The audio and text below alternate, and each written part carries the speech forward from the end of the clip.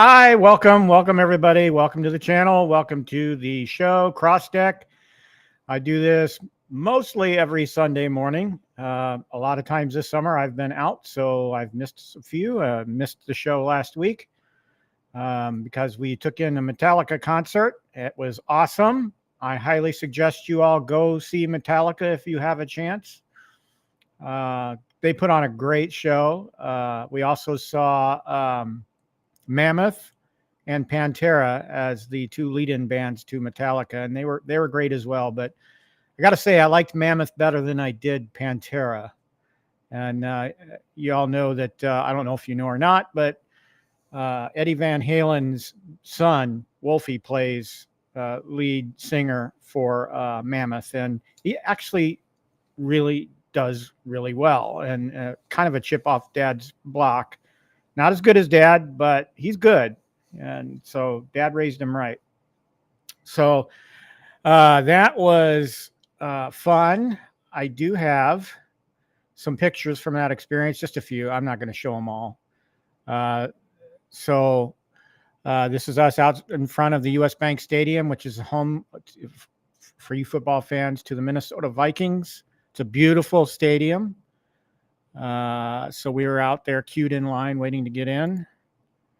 There's a shot of James Hetfield, my girlfriend's boyfriend. She loves this guy. She loves all things James Hetfield. Heck, her cat is named Hetfield. So anyway, that's James hitting it hard on the mic, and just a couple of shots from the arena. This is I think I got all no, I only got 3 of them in the shot here. The other dude, Trujillo, was I think on the other side. Or no, I don't have Kirk Hammock in that shot. So great show, loved it. Packed to capacity crowd. Not as many people roaming around on the floor as I would have imagined. So I'm guessing a lot of people in these economic times did not want to,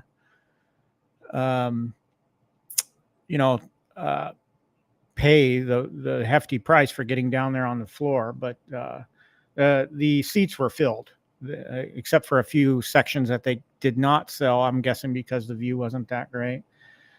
But yeah, so that was our weekend last weekend. We also hit up Mall of America. I do have some photos from there. It's amazing to me that a mall in this day and age is surviving and thriving, and Mall of America is doing that.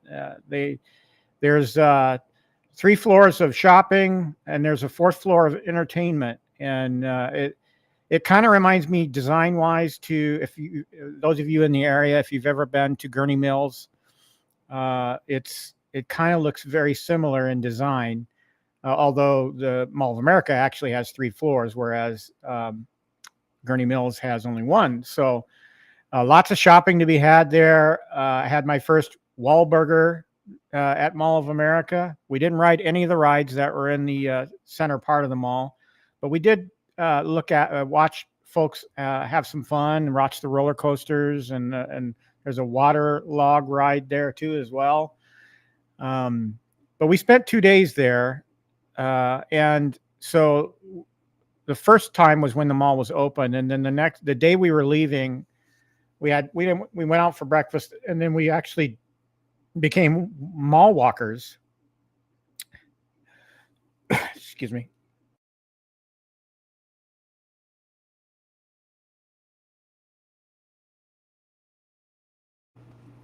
First test of my mute button. I did program a mute button just so I could do stuff like that. Anyway, great time. But we walked around the mall with all the stores closed and just did a lot of window shopping and got some miles in just walking around that place. If you walk around 1 floor of the outside of the mall, you're going to get a mile in steps and mileage. Walk the whole thing, about 3.5 to 4 miles, depending on where you go, how you stretch things out. But we had 2 full days up there in Minneapolis. Beautiful city. We actually got a shot of the Mary Tyler Moore statue as well. That was kind of neat. It was actually fairly close to our hotel, so we were surprised when it was there, and we said, hey, we got to take a picture next to this thing. So good trip. Sorry I missed the show, but it was for a good reason. The gal and I got out and had some fun. We actually traveled not to run a race, so that was nice to take a break off of working out and getting it done. So today, I don't want to talk about much because I want to get right into the mod. I will say I got a pretty intense workout done today. Spent 3 hours in the gym and then another 2 outside running. So I got a half marathon run in this morning. And so I'm raring to go. I'm a little bit tired. That might show in this mod, but I want to say something about this mod. I've done mods in a number of different ways. I've tried to film them. If you've seen my T2 video, that one was filmed and cut together. I've tried live before. Sometimes it's failed. I feel like I'm more comfortable doing the mod live and then just having the video out there because you folks get to see it real time. Any hiccups that I hit, you'll see the hiccups. That way you know what to look for down the road. And so I found, in just thinking about this, I found that I probably do better live than I would cutting a video together. If any of you have ever cut together a video, you know that it's a pain in the butt. It's tedious. It takes time and patience and creativity. And 3 of those I don't have. I don't have a whole lot of time. I don't have a whole lot of creativity. And gosh darn it, I don't have a lot of patience either. So we'll step through it. I don't have a time limit here. So however long it takes me to do this mod is however long this video is going to be. So those of you that watch, bear with me. I'm going to fail at some things, and that's good because you get to see me fail and you know what to look out for. There are a couple of videos out there. I wanted to bring them up and give them a shout out that I took notes from. So I have a notepad ready to go to follow in my journey here. One of them is Cool Toy, and I believe the second one is someone, Mr. Alan C, I believe is his name. So if you search on YouTube for 32-inch Arcade1Up Pinball mods, you'll come up with those two. Now I took notes mostly from Mr. Alan C's video, and then I went back and rewatched Cool Toy's video. So shout out to both of those. I picked a few things up from both videos to look out for, and I may need to reference those videos while I'm doing things, especially for cable orientation when it comes to pinned connectors. So I think I wrote that stuff down, but we'll see. So, gosh, I don't think I have anything else to talk about. Danny, welcome. Thanks for joining. If you guys wouldn't mind, give this video a like. And if you haven't subscribed to the channel, I do appreciate it. I have no major goal to become a monetized YouTuber. So subscribe if you want, subscribe if you don't want. It doesn't matter to me. I do it for fun. It's exciting to see that count go up organically, and so it helps the channel, and I do appreciate it. Okay. You can see behind me, I do have the Star Wars Pinball all oriented. Let me bring up some multi-camera viewage here. Okay, so let's talk a little bit about what I'm going to be doing here. So the lower right there, you can kind of see what's going on with my Star Wars Pinball right now. The monitor has crapped out on me. Now, one thing I may check before I proceed with the 32-inch replacement is I may check the cable connections for to see if they've come loose, because I've done some reading and Reddit in the past couple of weeks, and I've come across some posts from folks that have said that their cables became partially disconnected in shipping, and that was their issue. So we're going to check that before we proceed and see if we can't get this thing running on the 24-inch. But we're still going to do the 32-inch because I've always wanted to do the 32-inch mod. I just want a bigger play field. And so you can kind of see my parts table there on the upper left. That is my 32-inch monitor. That's the recommended one. I got the last one off of Target.com. That monitor is kind of hard to find now. And so I bought it brand new off of Target. It was the last one they had, according to the website. Only one left, and I got it. So that's been here for a little bit. I went out and bought some foam because I might need to use some foam to raise the monitor up a little bit within the cabinet. So that's on standby if I need it. And the other thing I have is, you all probably, those of you who have done mods like this are probably, or you may not be familiar with it. Let me switch camera views again. But I ordered the Geekworm board, and that looks like this. Let me put it up in front of the camera. Now, let me take it out of the bag. I haven't even opened the bag. I need my scissors for this.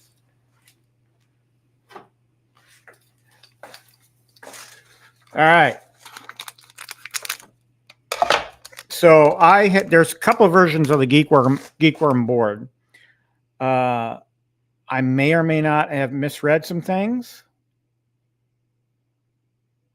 Let's see if the camera will focus on that. But that's the Geekworm 1.5 board. There is also a 2.0 board.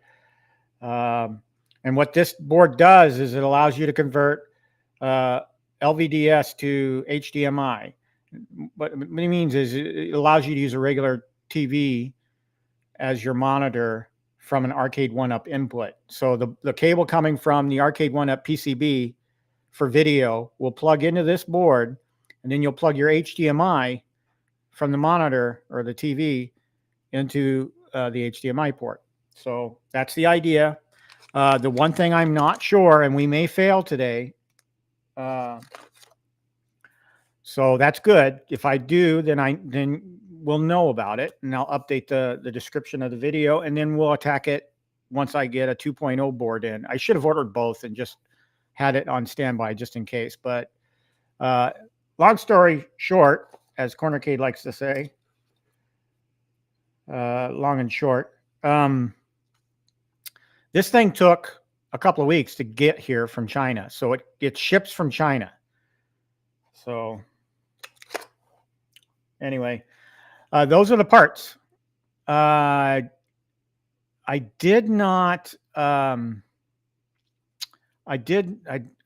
tried to do a lot of show prep before I went on here. I did not. I may have to go scrounging for an HDMI cable later, because that's the only thing that I forgot to stage. So Israel Gaming, welcome. Let me answer your question. You want to know, did you ever decide on what Arcade1Up cab coming to the Quarterdeck arcade? You feel like you should put Pac-Man Deluxe or Street Fighter Yoga or Shinku. Okay. I had that. I actually have, let me switch out my sharing here. I want to go to the poll. All right, let's go to that screen right now. Okay, so here's the poll, the current result. Well, let me refresh. I'll refresh the browser. Currently sitting at 13 votes. So Yoga Flame sits in 23%, Atari 50th, 38%, Class of 81, 31%, and Pac-Man Deluxe is sitting at 8%. So it's interesting because y'all y'all want me to get the Atari 50th, and I find that fascinating. So here's the thing. Yesterday was the final day I could use the yesterday was the final day I could use my 20% educator discount. And I went to bed last night thinking, do I really need to do this? And I thought, well, if I can get through tonight, then I'll be okay. Well, I did not order anything last night. But I woke up this morning and discovered I still have another 20% off coupon that does work, because I put something in the cart and I tested it. So I do get the 20% off. So and that coupon is good until the 31st. So I have 6 more days to decide what cabinet I want to get. And I put a comment in that poll in my community page to basically say that well, I didn't use my educator discount, but I do have another 20% coupon good to the 31st. So I have my own thoughts about what I want to get, but I thought it'd be interesting to let the community put their 2 cents in. And so I'm gonna keep that poll out there, and hopefully more folks will chime in and let me know, because I'm curious. I am kind of curious about the Atari 50th now, and the only reason I told my gal yesterday when I was talking to her about this poll, I was saying the only reason I would get the Atari 50th is to have Lunar Lander, because I've never had an Arcade1Up with Lunar Lander on it. So that would be the reason why I got the Atari 50th. I don't know if you can see my Legends Ultimate, but I have Lunar Lander up and running back there on it right now. One thing before I dive into things here, you'll notice that the Let's Go sign is off. That thing crapped out on me after only a couple of times of being turned on. I powered everything up this morning in the arcade, and everything came up except the Let's Go sign. That's that guy right there. So this was my Let Go sign. I got on a whim, and after Danny got his, I thought, I'll get one too.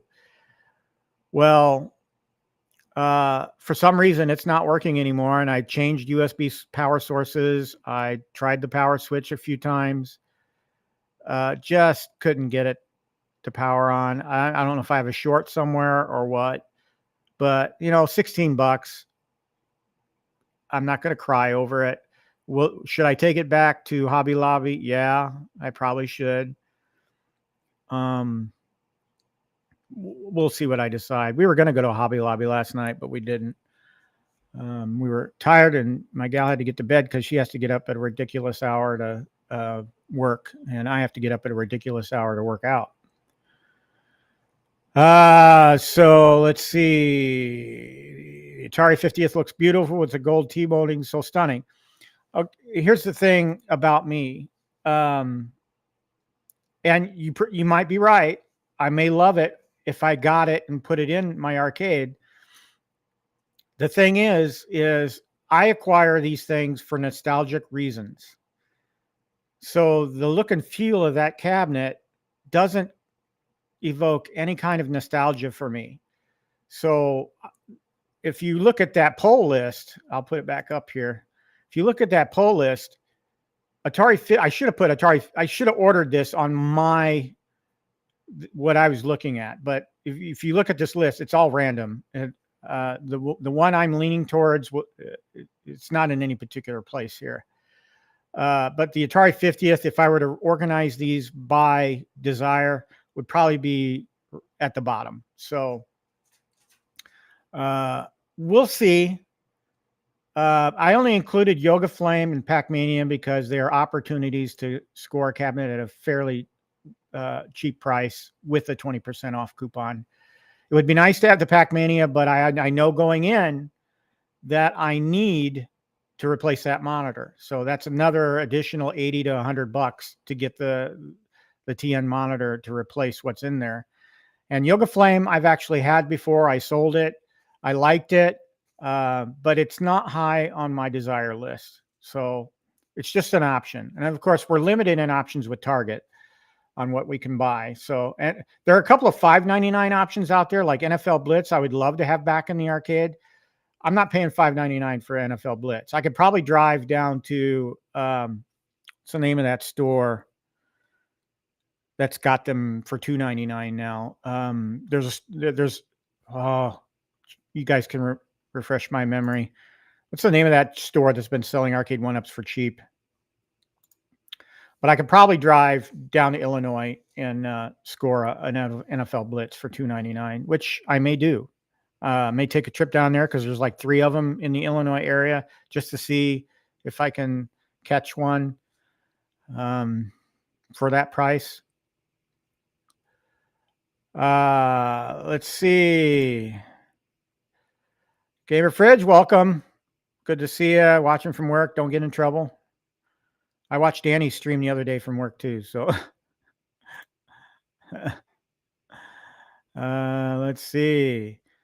I would get the Atari 50th cab to gut out and make it into another cab with new artwork, but keeping the team money. That's a good idea. My thought is if I did go the Atari 50th route, I would reskin it in a lunar lander. And the reason being is because lunar lander holds a lot of nostalgia for me. So I would seek out artwork that fits that cabinet shape and then replace the artwork and the marquee. And then I'd have a lunar lander. Now, would I have proper controls for lunar lander? No. Would I look at doing that in the future? Well, there's a rumor that someone's working on a lunar lander control, and that would be awesome. And if that happens, then this becomes a no-brainer for me at some point. Israel Gaming says, I love my Pac-Mania cab. Just saying. Yeah, I like it. I do have some nostalgia for that game. Yeah. So I might lean that direction, but we'll see. Synergy has Pac-Mania right now. They have one it's a repack. So somebody's unboxed the parts and put the parts back in the box. And I always shy away from those because you never know if you're going to be missing something like parts, like screws, what have you. And Synergy right now is selling that Pac-Mania repack for $300. I can get that new right now, pretty much. If I went through Target, I could score a Pac-Mania really cheap. So Synergy is always an option. I haven't been there in a while, but I did see PD7 go there about a week or so ago, and it looked the same. The stuff that was there just looked the same. So anyway, let's get started. I'm going to switch mics here. All right, testing 1, 2, 3. I'm on the other mic now. I'm gonna...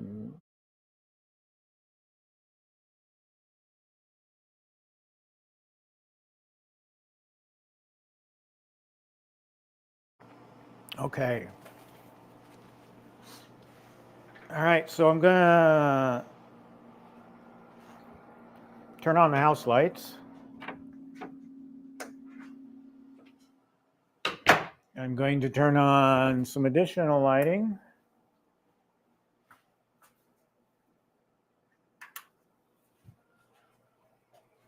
All right.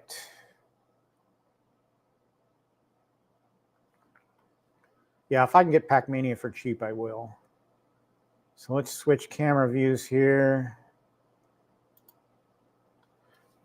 I was going to do a 3-camera setup here, but I didn't have time to set up that scene in OBS.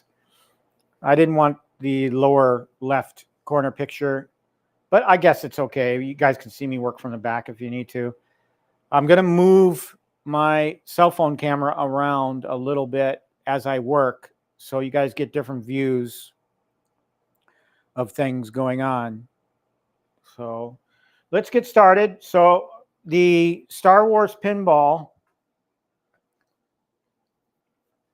let's I'm going to get organized here. First step on my list is to, and here's my list. Now, let's go over this way. So here's my guide that I'm following. The first thing on the list is to remove the old monitor. Well, yeah, that's the goal. So, but I want to see if I have a loose cable, and that solves this issue. Because those of you out there that have one of these pinballs, doesn't matter which model, the Attack from Mars, the Attack from Mars, the Star Wars, or the Marvel. If it's a loose cable, then you ought to know how to be able to just reach in there and reseat that cable if you're not going to do a 32-inch mod upgrade. All right, so the thing's turned on right now, so we're going to do the safe thing. We're going to shut it off. You can see, again, how messed up the screen is. So we'll turn it off and we'll unplug it. All right, I'm going to put my glasses on because I need to see for this.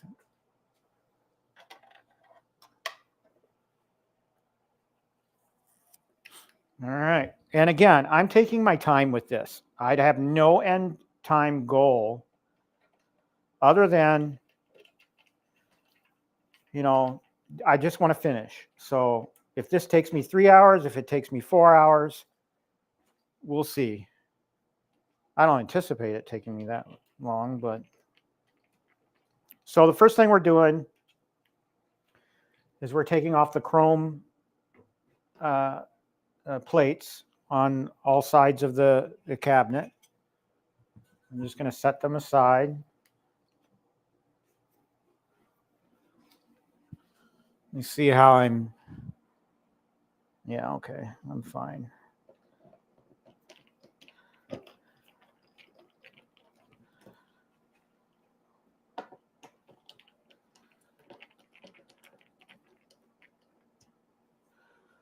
You know, people will say, those that do YouTube for, you know, on a regular basis and have done it a lot longer than me probably are like, why are you doing it live? You're just asking for trouble. I probably am, but you know what? You know, I've had people tell me that, you know, I like watching mods done in real time, so I get an idea or a sense of how long it takes.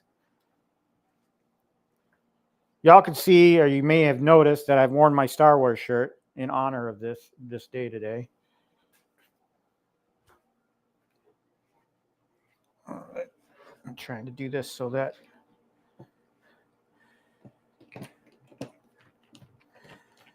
I don't obstruct any camera views.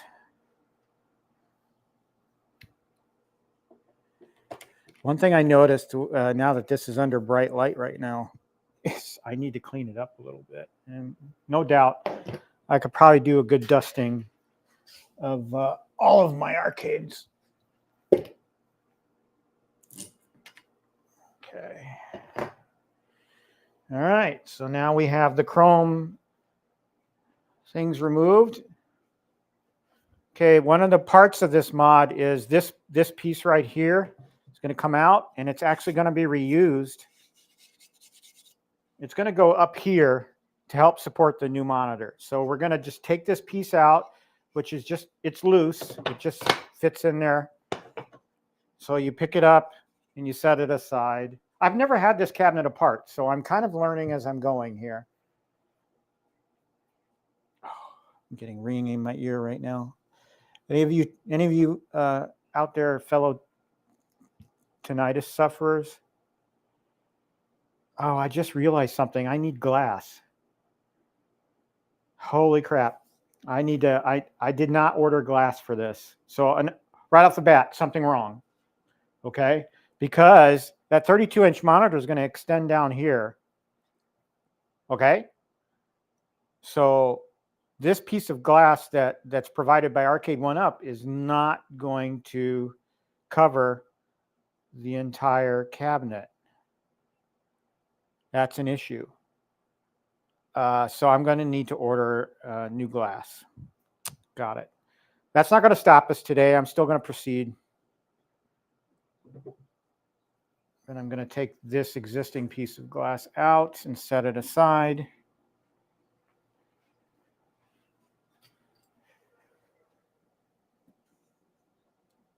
Okay. And then we're going to take the, I would call this like the bezel piece that surrounds the existing Arcade1Up monitor. I'm going to take that out because we're not going to use it anymore. So make a note, folks, that you're going to need new glass for this. All right, the next thing we're going to do is we're going to unscrew the 4 bolts.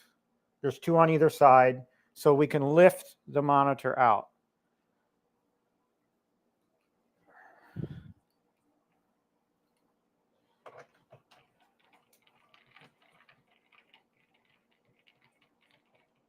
Again, I can't see chat, so if I miss anybody, talk amongst yourselves if you like. I'll check it every now and then as I go for a drink of water.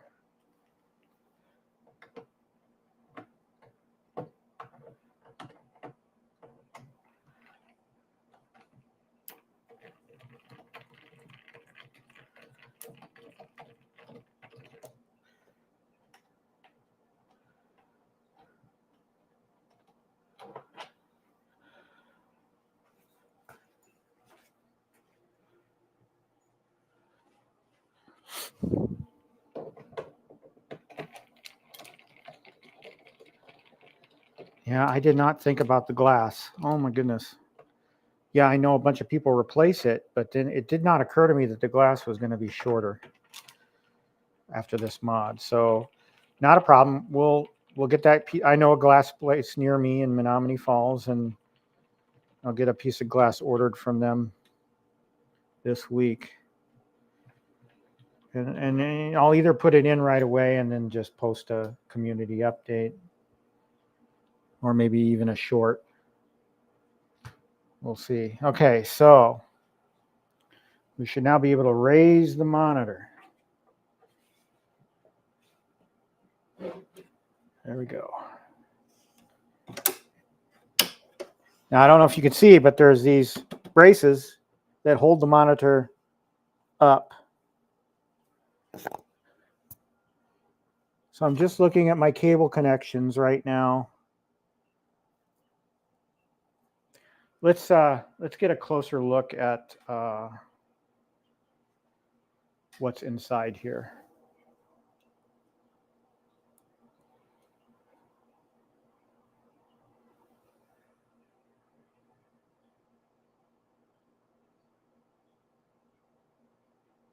Excuse my moving around. All right. So never mind me manipulating the camera.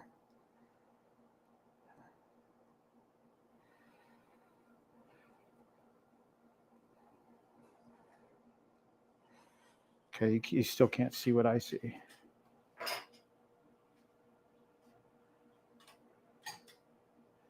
Probably be easier to take this off of that. Let's just do that.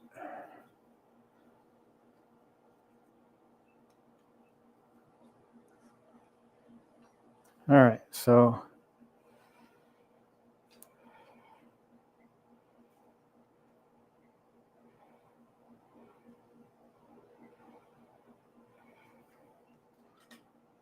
and I've lost the camera. Hang on. I use my cell phone. Use my cell phone camera for a lot of things when I do builds or mods. All right, so what we have here. All right, so this is the inside. This is the inside of the Arcade1Up cabinet with the monitor raised. So what we have, starting on the back of the monitor, is the PCB itself. You can see it there, mounted against the monitor. And then you have, what is this, the speaker? Not sure. The haptic feedback, probably, maybe. Then you have your encoder board here, mounted against the front part of the cabinet. So a lot more pieces than I thought would be in here, but I've never opened this up. So you've got your feedback, your haptic feedback, the knockers basically. So there's one here on the left, one here on the right, and then you've got two that are in the base. I'm not sure what this is though. I'm thinking that's the speaker, or no, that's power, because the power cable comes into here. Interesting. All right. So let's get started in moving. Well, I do want to see if I can fix the thing. I don't see anything obvious, but the ribbon cable goes inside the PCB case. So we're going to have to take that off. That's going to be kind of awkward to get at, but let's see. Hang with me while I put the camera back up.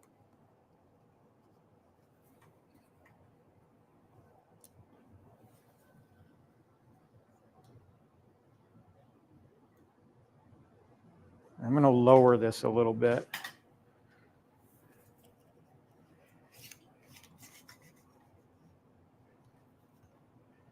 Again, I apologize for the camera work, but I'm doing things on the fly here. So I tried to have a plan for me. In fact, when I was on my run this morning, I was formulating, okay, camera angles, what am I going to do?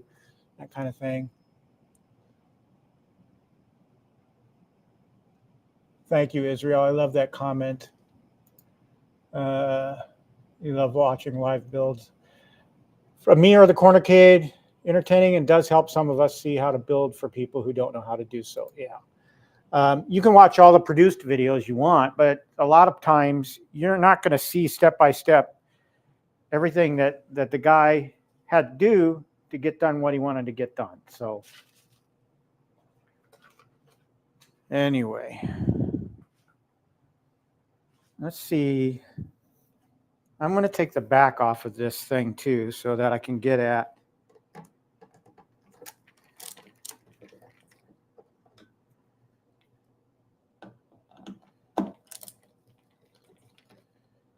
So I'm just taking, because and this is just basically for access purposes, so I can reach things if I need to.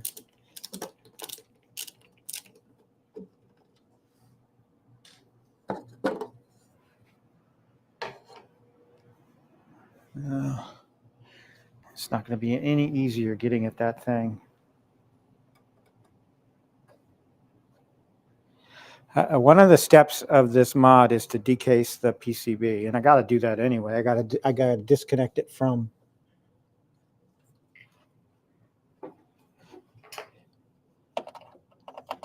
So what I'm doing now, and this is kind of awkward, is I'm removing the PCB mount.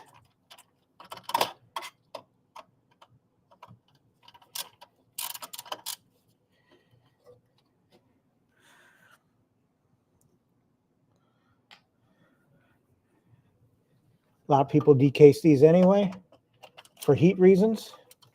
I've never done that. Again, this is my first time inside one of these things, so bear with me as I learn as you learn.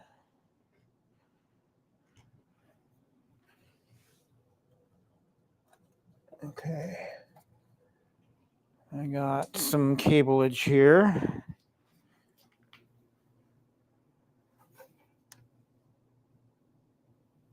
So on the back of the PCB is an HDMI cable. I think that's what that is. Can't really see.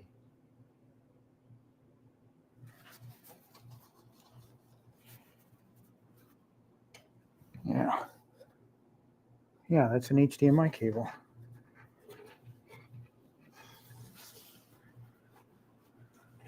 Huh. I'm going to take off the back. I'm curious where that cable goes.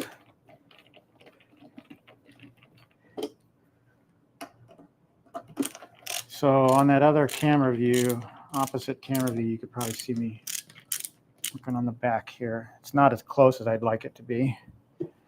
I suppose I can move that camera over a little bit. But I'm taking off the back box piece. I better set the screws by it so I know where it goes. Ah, okay, so the HDMI cable that was connected to the PCB goes to the DMD. Got it. Lots more parts and pieces here. And then there's a box for the DMD, which I don't think we'll even have to touch. So I'm not going to disturb that. So what else here? Is there another screw here? Yes, there is.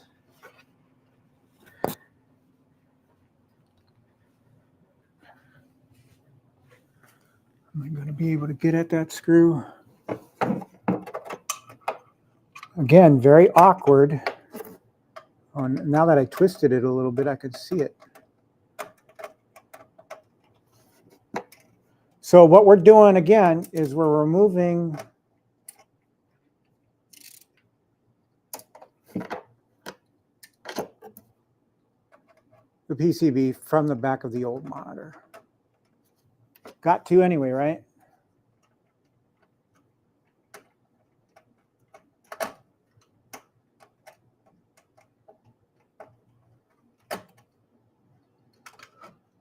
Boy, this is a pain in the butt.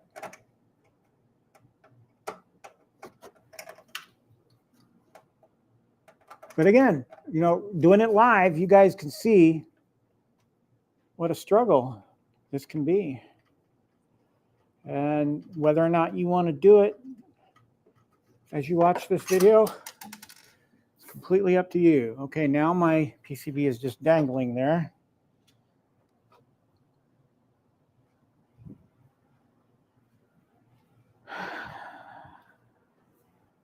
So 3 screws held the PCB in.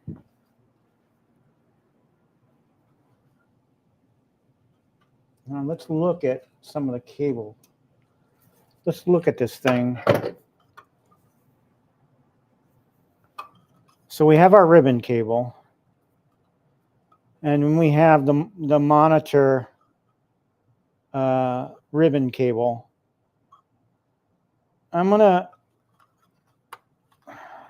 there's a piece of protective plastic here on the PCB, which probably worked to Arcade1Up's disadvantage because this piece of plastic probably helped overheat the PCB. Interesting choice. I mean, just this plastic alone tells me, you know, if you're going to have this in a warm environment, that's not helping. This piece of plastic is not helping your PCB. That's my opinion. Do with it what you will. So this is the PCB. Again, ribbon cable. And then this is the ribbon cable for the encoder board. So what I'm curious to see, at least on this side, we can take, or I'm not going to take apart the monitor. I'm just going to see if this part of the monitor cable is loose. We have a ground here as well that's in the ribbon cable.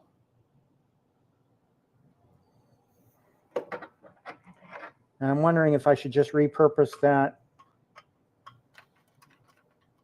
ribbon cable for the new monitor or use the one that came with the Geekworm board. I'm thinking I'm just going to repurpose the Arcade1Up monitor.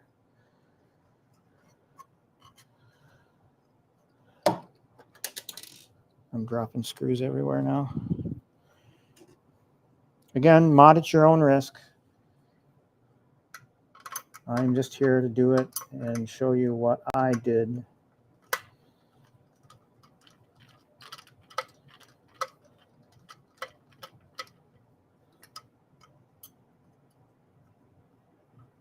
There are 4 screws holding the PCB down. And what I intend to do with the PCB after all is said and done is mount it with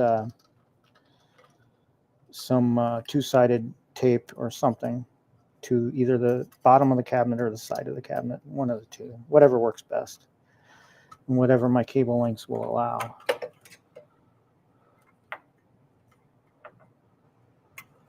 Wow, this one screw is just being pesky.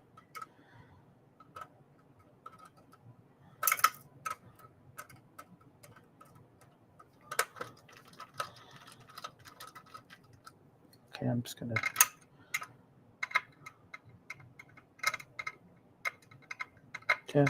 move on to the next screw if I can fit it. I'm a little bit shaky because, guys, I haven't really eaten either after my half marathon run, so I'm probably going to get shaky in the middle of this. I do have some pretzels with me, some carbs,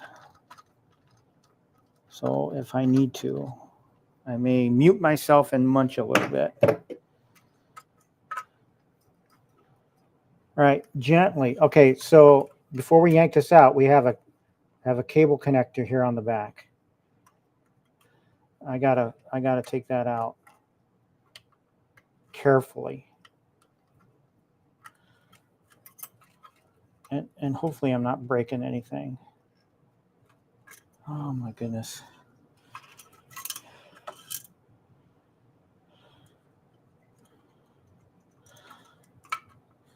So we have a ribbon cable piece here, or not a ribbon cable. We have a 1, 2, 3, 4, 1, 2, 3, 4, 5, 6. We have a 6-wire pin connector here on the side. I need something to help me pry that out safely, because I don't want to yank. I can't yank the PCB out.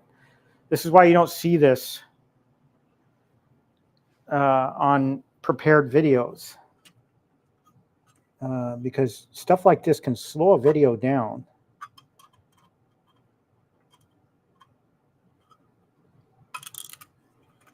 My screws are falling out. You know, all the while I'm hoping I'm not screwing up my PCB here. You got to have a lot of patience. I'm just going to take this tape off.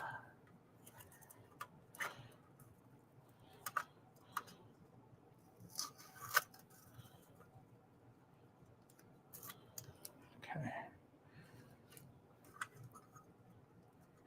There's another piece of tape holding this cable in place. Oh, probably should have waited before I unscrewed the PCB.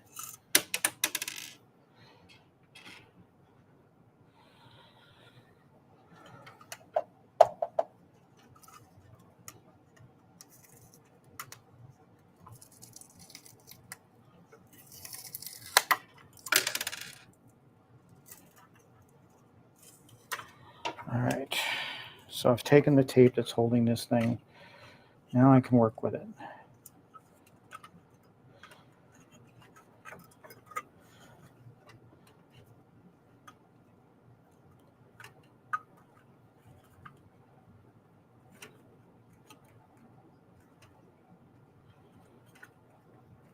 Come on out. Come on out. It's not coming out.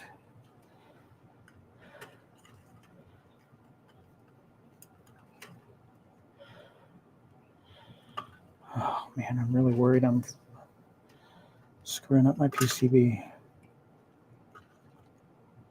Oh, there's glue on it. Oh. I hate Arcade1Up. I hate glue. All right, bear with me, folks. I got to go get the hairdryer. Should have had that ready. Didn't know.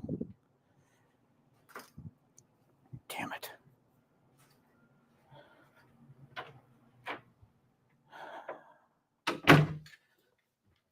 You know, I realize glue serves a purpose, but my God. Pain in the ass for modders.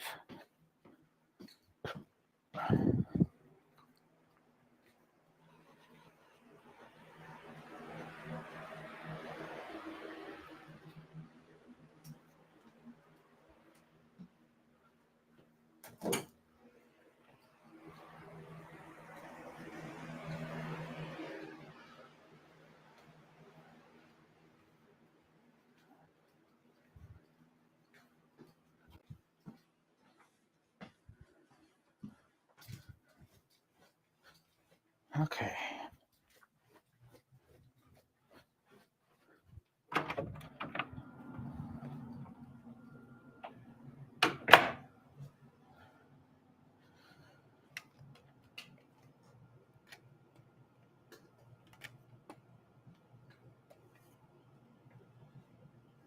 Yeah, Danny, I'm thinking about doing that. Of course, they're closed today, so sometime this week maybe.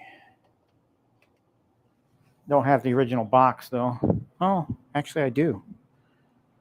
I haven't done my cardboard disposal yet. All right, my handy dandy hair dryer, or today we'll call it a Arcade1Up irritating glue remover. Let me see. All right, so I'm able, since I took that tape off, I'm able to pull the PCB through. There's that Arcade1Up switch. So they've got 2 micro screws in there that I got to get at. So I'm going to need a tool for that. Again, right now we're decasing the PCB. It's got my handy dandy micro tool set here. And I need a Phillips.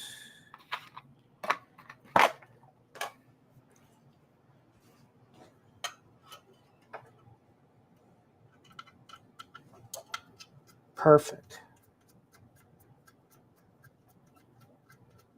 And my micro tool set has a little twirler so that I don't have to move the hand to the end of it. I can just twirl to center. Handy in tight spots. Okay. All right, now all that's holding the PCB is that cable. So I got to figure out how to get that glue loosened up, and I can pull that cable off. I did oh no. See, this is what I was afraid of. I might have damaged the PCB. We'll see. Not out of the woods yet, but that thing's wiggling there.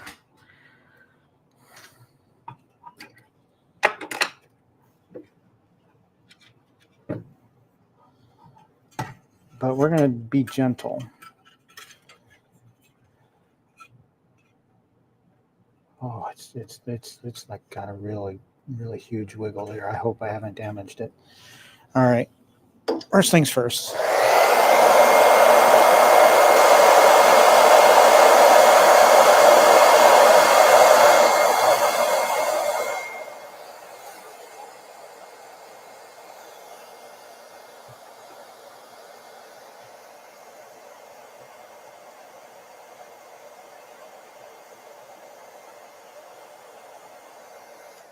See, these videos don't talk about this part.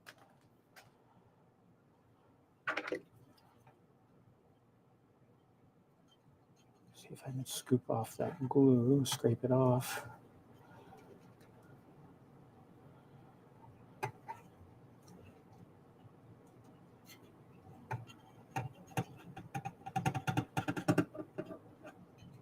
Come on, glue. It's coming, but it's fighting me. There we go. Hot damn. All right, so the PCB is free floating. Here's our, get it out of here. Here's our 6-pin connector. See if I can scrape off the rest of that glue so it's not bothering me later. There, I've got the glue off. All right, PCB case is now detached. What's interesting is, you know, they do have a fan on that board, but I'm guessing that fan was not, and a lot of people are having, like the Attack from Mars, I think, overheated. A lot of people were having issues with that. Okay.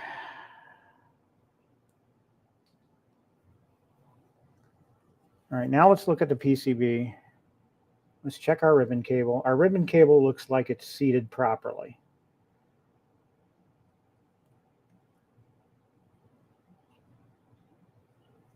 So red is off on the left side as you if you look at the orientation here.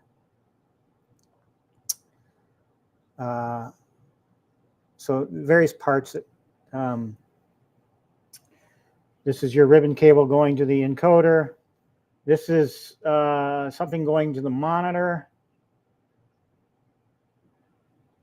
This is your actual video signal. Got your fan here. You got your, this is going to whatever's on the bottom here. I think that's got to do with power. I think this was power to the PCB right here. So we may have borked our power input here. Won't know.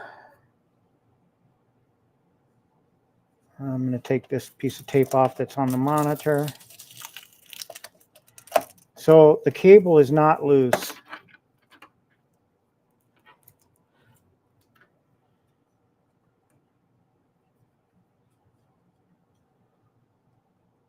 I don't have any pins broken or any wires loose. All right. So what, because of this ground being here, I'm not sure I want to attempt to fire this back up.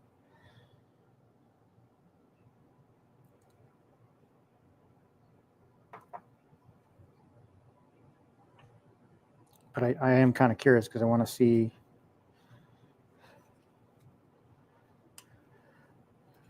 So I'm putting the power back on. We're just going to let it hang here. I'm going to reconnect the, well, maybe I don't need to do that. I'm going to leave the DMD disconnected.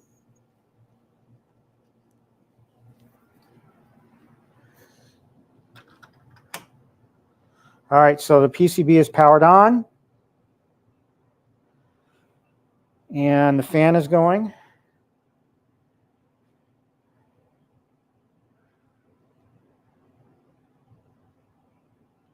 Looking at the monitor for activity and not seeing it.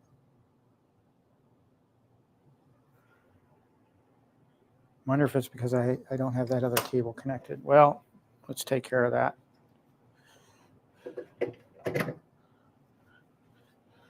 There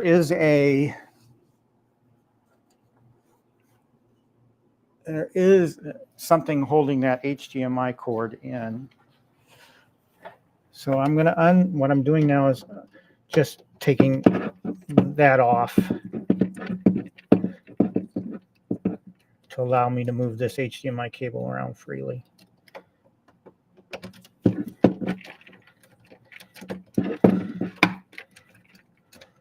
There. So a little bracket there with 2 screws holding the HDMI cable in place so it doesn't move around.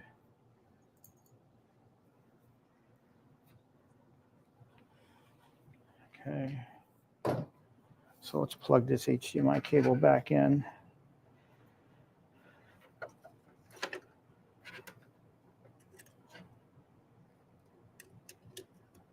All right, so cables are connected. I still have power.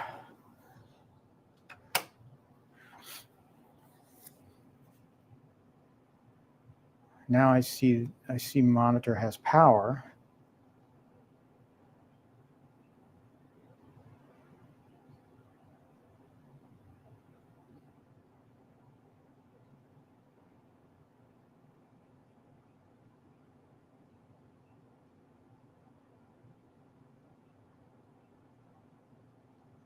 All right, so the table, this does have the encoder mod on it.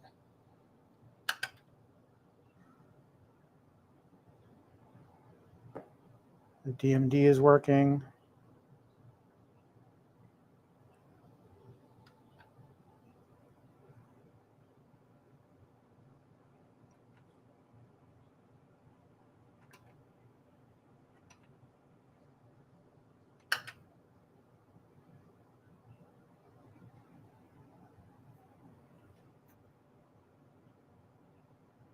Not getting any audio from the PCB anymore. I can see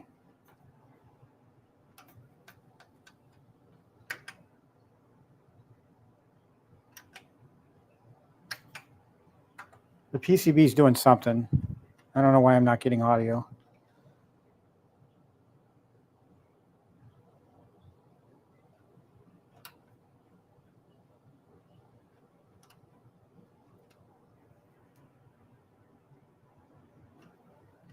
Yeah, the board is loaded because I'm choosing skill sets.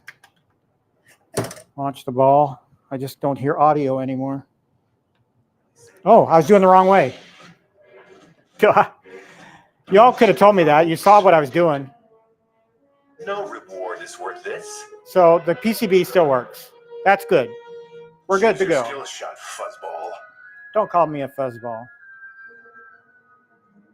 All right. So we know the PCB is going. The monitor is not working. Let's try something. First of all, let me disconnect the power. Bleed off any power that's on there. All right. I'm going to try disconnecting and reconnecting the ribbon cable. All right, so we've taken it off. I'm going to inspect the pins on the PCB. They look good. Just to make sure none of them are damaged. And then I'm going to reseat the cable. Let's try that and see if that brings the monitor back. The only other thing I could try is decasing, which I got to do anyway, but we'll do like a dissection of the old monitor. But I want to see if reseating that cable helps.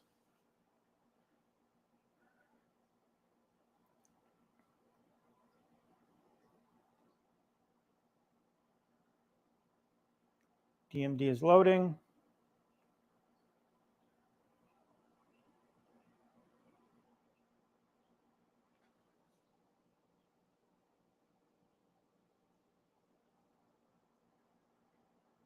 All right, so the board is, the encoder mod is running. So I'll load the Star Wars table. The Zen Studios Arcade1Up DMD is on screen. That's good.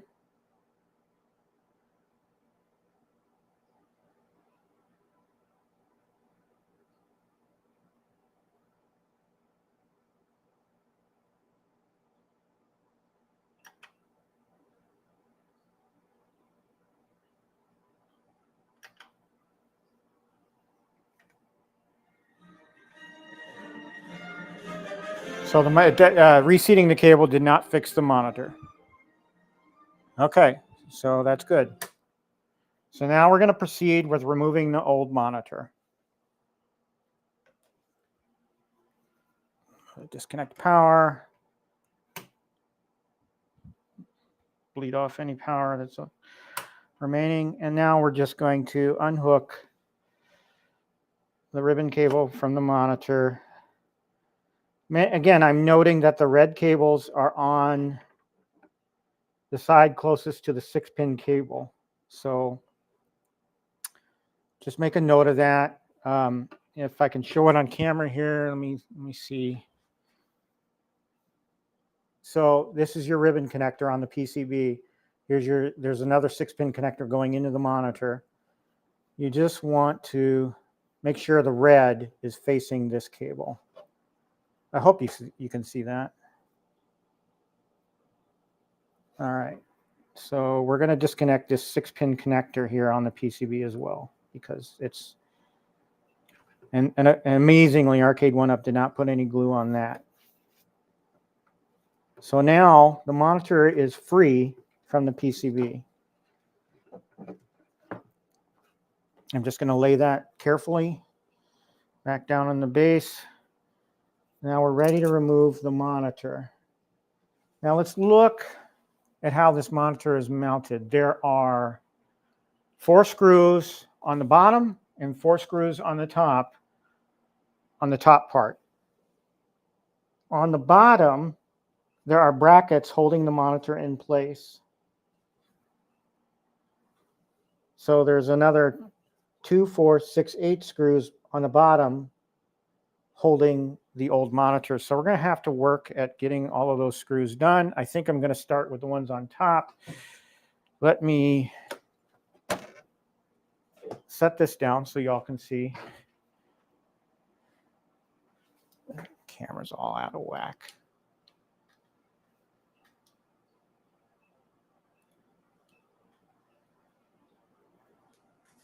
Ugh, it's hard to do this.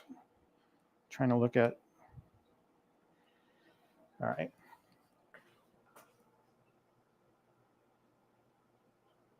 All the people in the chat right now, thanks for stopping by. I appreciate it.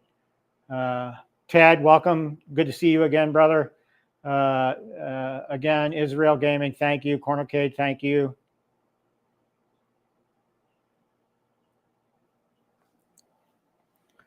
Thanks for hyping the crowd up there, Cornercade. I appreciate it. All right. So 4 screws here, 4 screws there. So let's get those out. Again, I'm trying to set my screws aside so I know which ones I'm going to need later.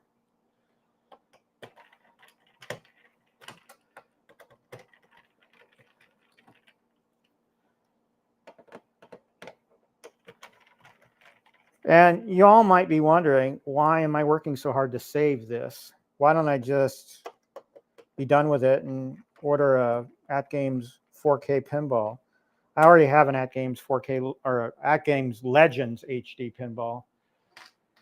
So y'all might be wondering why even mess with this anymore. I love this table. I love the Star Wars theme on it. I just wanted to make the monitor bigger. And it's an investment. You know, I paid money for this. I don't remember how much I paid for this. It wasn't what it's at now.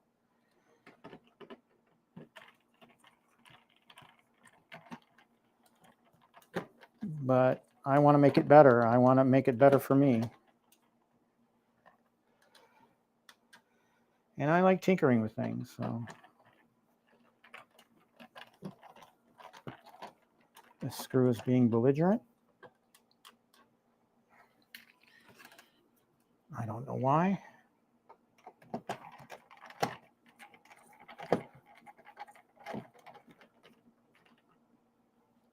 Okay, that one came out. That's your problem.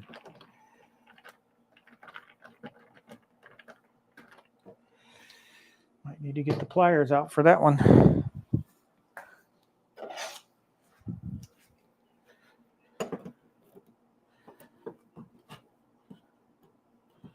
Oh.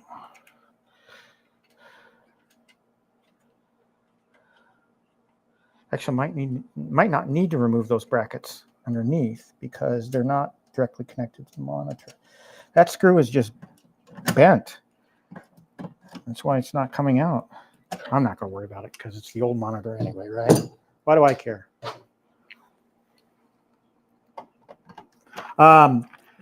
Speaking of making things better on this pinball, eventually I want to do a back box monitor upgrade as well. Now, at that point, do I need to be worried about moving to a PC instead of the Arcade1Up PCB? I don't know. I haven't really in-depth researched. You can't really see me gesturing. Hey, you can on one of the cameras, but I can't. I just don't know what's all involved in getting a monitor replacement here. So I haven't watched that video yet. So let me see if I can lift this out. Oh yeah, I can. All right. So old monitor coming out. Folks, this is the old Arcade1Up monitor.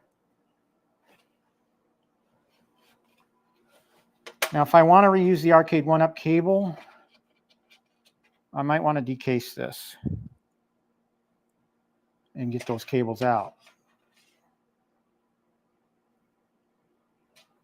I'm not sure what this cable's for. Maybe the LEDs. I may have to decase this anyway. So we're going to do that. So what we're going to wind up doing here, this old base here is actually going to support the new monitor. Now, the couple of things we got to do, or one thing we got to do is take this piece off. All right, let me lower it here. We're going to take this piece right here off. So let's do that prep work before we go messing around decasing the old monitor to get those cables. So the screws for this, back up here. So raise this. So the screws for that piece are underneath. So we'll just go at it from the bottom, and we'll take that piece off. We're going to use that piece later in the mod as well, according to my notes.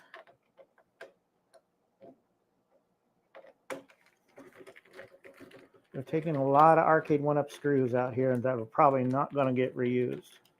That's okay. I got screws. I could save them for if I need them. Granted, they probably special screws for the pinball anyway. This looks like kind of like a B screw in a normal Arcade1Up build, but it's smaller. I can tell.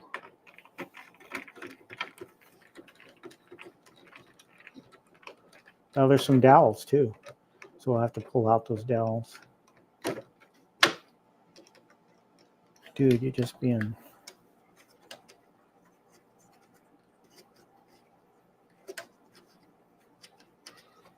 All right. So we don't need these dowels. We can always use dowels, spare dowels. Set those aside. And this is the piece that we're going to wind up repurposing up at the top. So we'll set this aside with the other piece that we're going to reuse.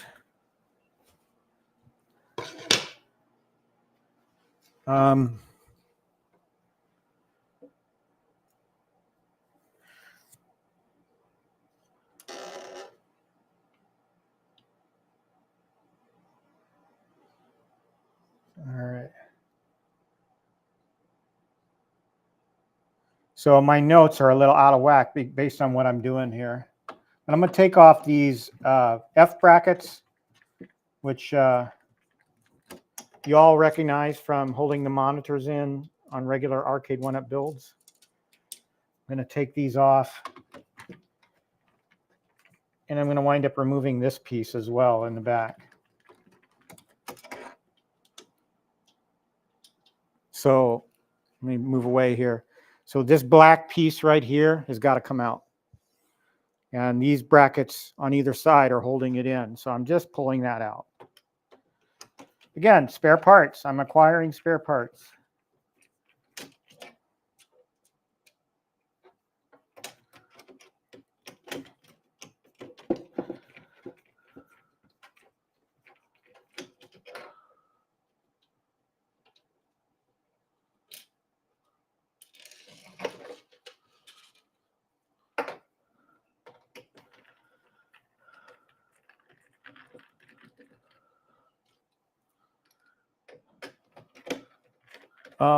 You know, I might be tempted down the road to cut down this video into one of those smaller instructional videos, but again, editing just takes a lot out of me. And I've been telling you folks for a long time now, I'm going to get the Simpsons video done, and I'm just going to try and hack that together without audio and then stream live while playing that video and just talk over it. Be easier that way, I think.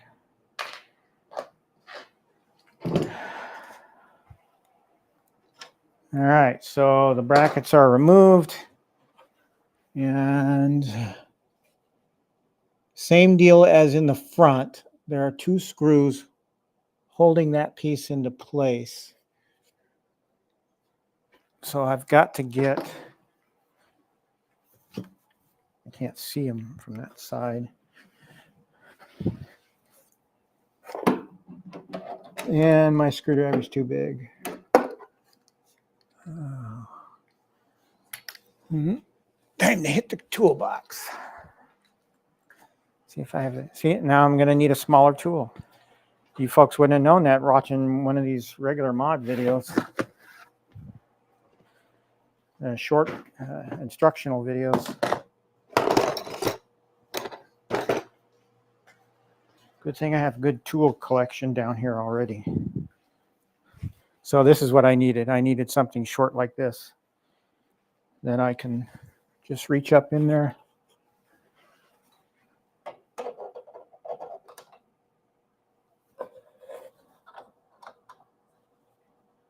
If I can latch onto it. Can't really see what I'm doing here.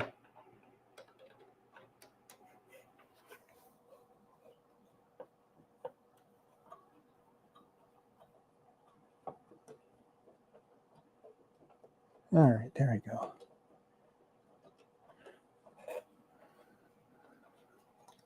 Again, all of this prep work is so that we can fit the 32-inch monitor in.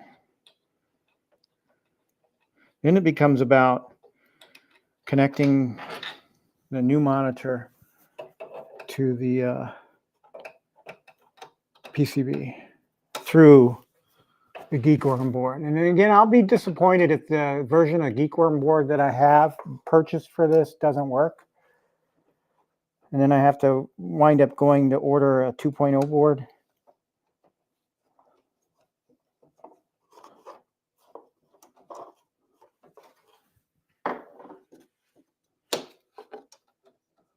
But, you know, stuff happens.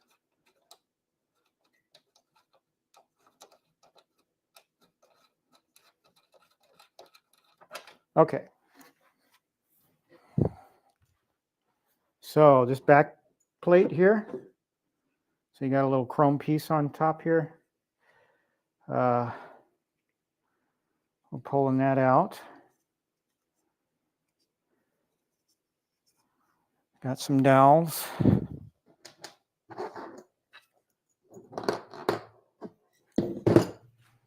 Now what we have here now is an opening in which the monitor, the new monitor, can slide in. So we had these 4 brackets here that I thought I was going to have to remove. No, those brackets can stay. The monitor, the 32-inch monitor, is just going to sit on this plate for support. The other key to it is once you get that monitor in here, how's it going to line up with the glass and the end? So gonna need new glass, but again, that's not going to stop us. Get my tool out of here. I got to get a drink of water. Mute myself.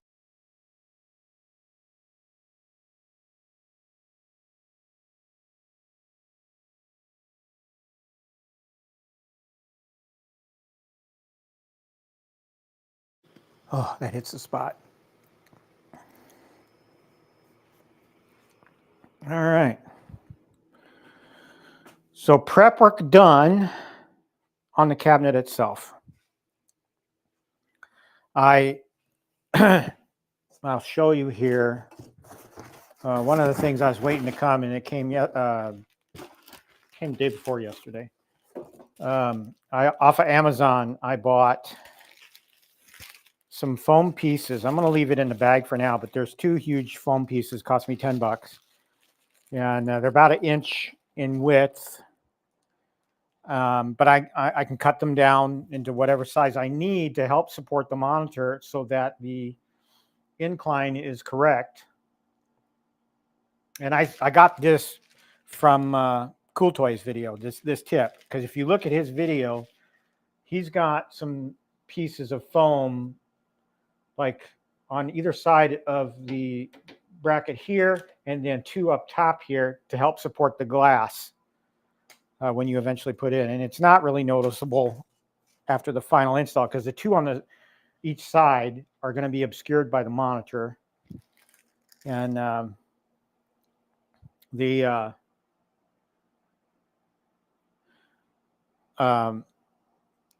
2 in back are black, so they're just going to blend in really, really nice. So, all right. So we have our old monitor here. What do we need to do to decase it? Well, we've got 2 screws on either side, it looks like. So we're going to take off It's just like any other monitor D case. I can remember where I put my screwdriver.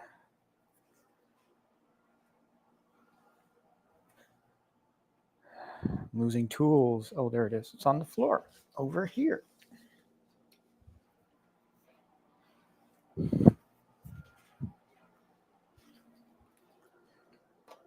So hopefully, yeah, you guys are seeing on that one camera view, and I'm working on this monitor. So we're just decasing, because what I want, my goal is to get at these two cables. I also want to inspect the connection on the other side just to see if it was loose. I'm just curious, because I'm sure Arcade1Up's going to tell you, can you check the cable connections? Well, to do that on the monitor on both sides, you got to decase the monitor. Your average everyday Joe is not going to want to do that.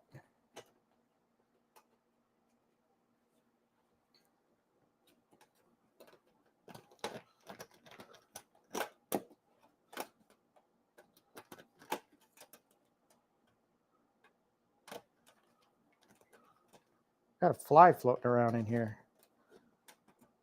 Who let that guy in? So we got one side of the monitor casing. Again, not going to need these parts. Some of them I'll probably throw away. Screws I'll probably keep.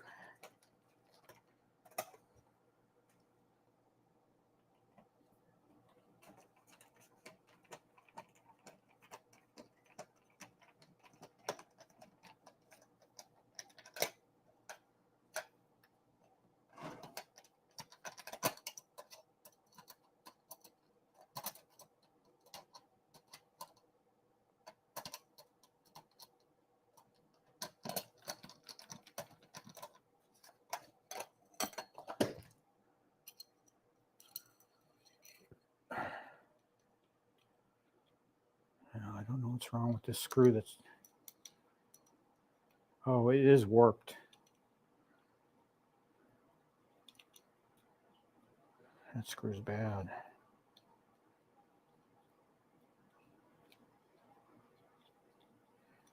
Trying to get this other screw out, but it's not coming out, so screw it.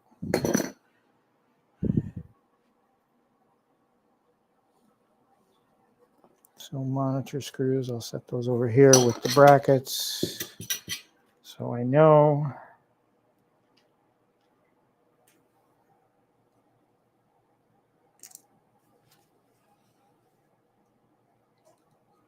Those were PCB screws, which I probably won't need.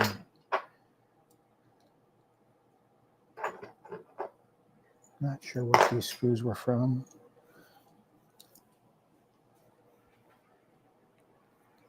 I've got so much cableage going around on the floor here. I'm afraid I'm going to trip and break something. Okay. We should be able to pull, unless I have screws on the sides here, which I don't see. I'm just going to pull the monitor casing off. Carefully feeding the cable. Well, let me look and see what I'm dealing with here. All right, so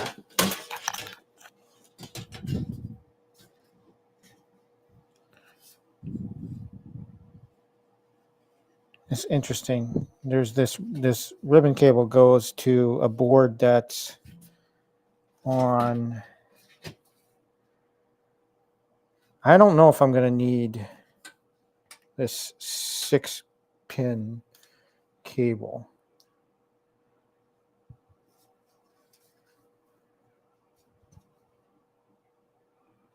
So you know what? Because we have this board here, and I forget what this is called and what its purpose is. It says UDS on it. But this cable here, I'm not sure we even need on the PCB. So I think all it's doing is supplying power to this board. And we're not going to have this on the new monitor. So I'm guessing we don't need this cable. I'm going to see about reusing this cable, though, the actual monitor cable. So there's some black tape on here. I'm just going to loosen up and remove And I want to look at this cable.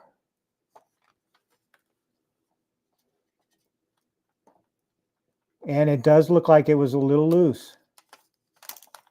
So this cable right here, I pushed it in a little bit. I was able to push it in a little bit. So this may have been my problem with the 24-inch. This cable right here, this connector. This may still be a good monitor yet. Now, do I want to go through all the trouble of reconnecting everything just to see if it'll work? I'm inclined to say no. I'm this far already. I'm just going to go forward. So let's pull this cable off. I'm going to push it in just to see how it goes in. I'm going to note where the red pins are. And again, this cable probably only goes in one way anyway, but just looking at it, it did seem a little loose on this side, on the left side, on my left side. This side pushed in a little bit. So I'm guessing this might have been my problem with the existing Arcade1Up monitor. But we're going to pull this cable. If we can reuse it on the new monitor, great. This cable, again, specific to this board and the old monitor, this as well. So I'm just going to leave them. I'll feed that back through the hole.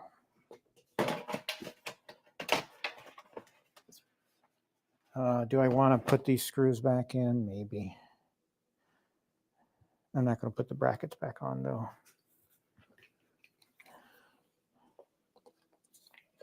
Oh. There's a specific way this goes on.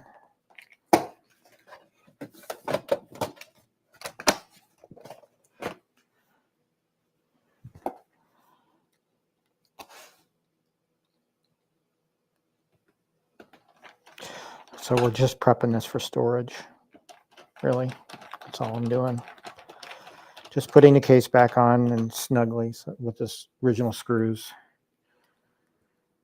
So if I decide to test this monitor out and repurpose it, I can. Oh.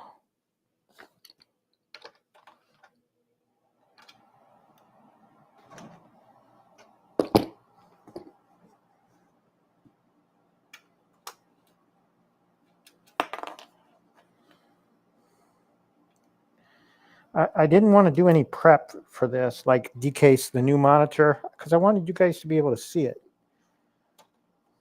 So that's why it's still sitting in the box. This is being a pain trying to put this case back on.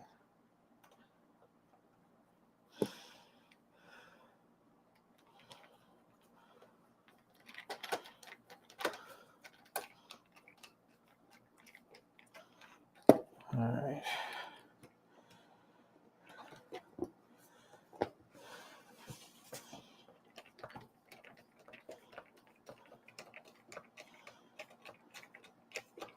Okay. Would I have use for a 24-inch Arcade1Up monitor ever? I doubt it. But I'm not 100% sure this monitor is actually bad. So let's say I decide to buy a Marvel pinball table or a Attack from Mars pinball table just for the artwork and have something extra in the arcade. And that monitor goes bad. Well, then I'll have this laying around in my parts storage. I could throw it in and test it.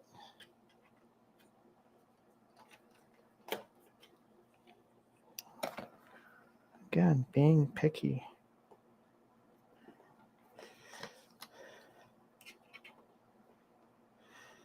You gotta line up these holes.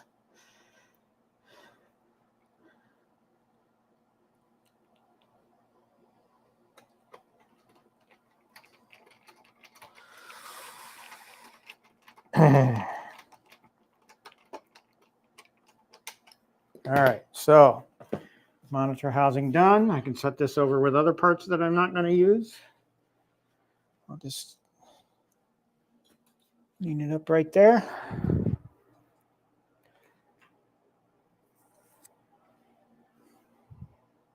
All right.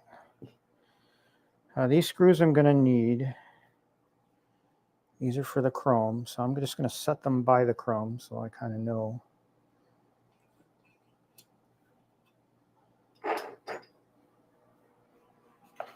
This we're not going to need, the PCB cover. So I'm setting the parts I don't need over here. Just load the parts in there.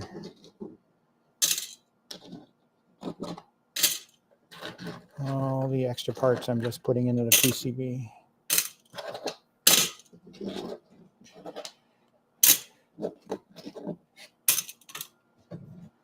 All right. Now, let's crack open this box. See what we got. Again, it's brand new, so it should be perfectly packed.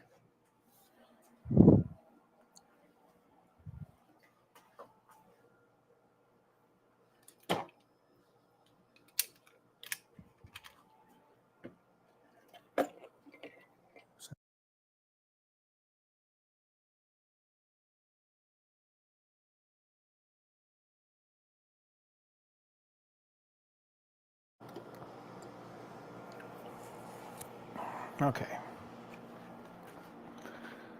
My handy dandy box cutter.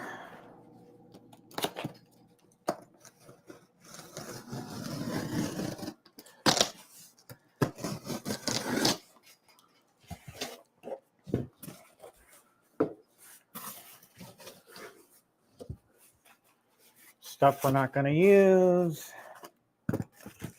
Not going to use that. We are going to use the power though.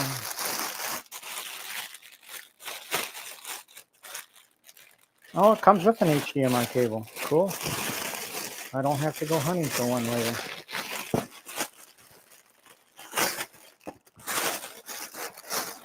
So I got my HDMI cable. And I got the power cord. Nice. Those are two things I'm going to need.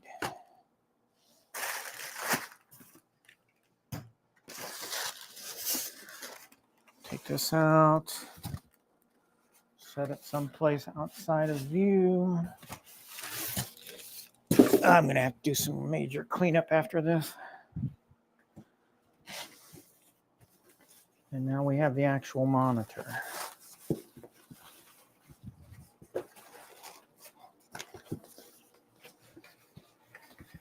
Try to be very careful.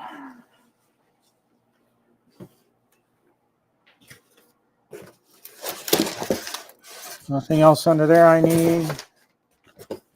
So we can take the box and remove it.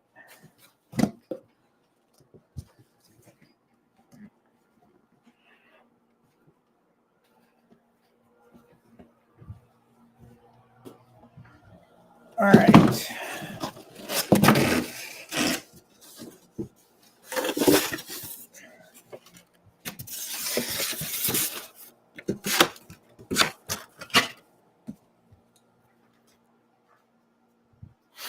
I got my workbench now.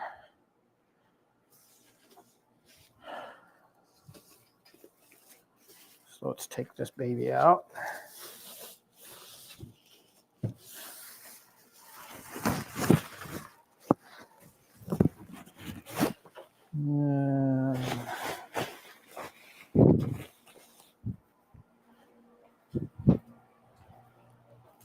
This monitor cost me, I think, $238.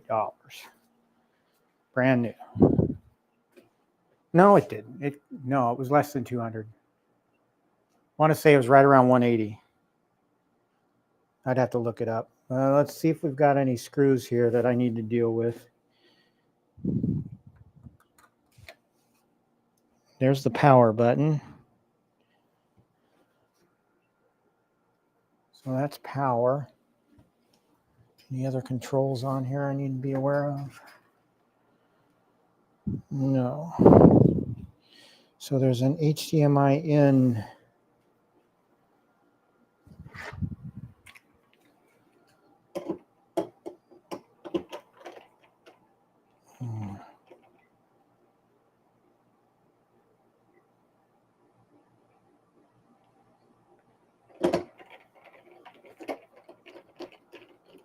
All right, time out, folks, because my gal is texting me, and I need to look at my phone.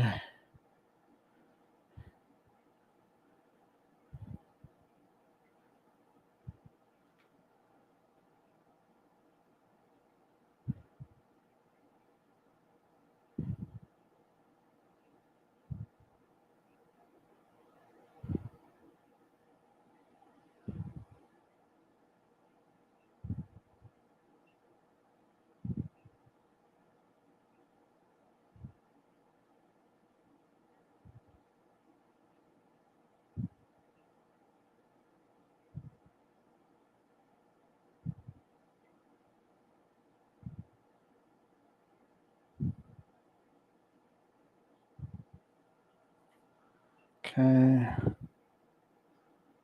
And let her know that I'm still streaming. Okay, let's see about moving this camera a little bit so y'all get to see a little bit more closely what I'm doing here.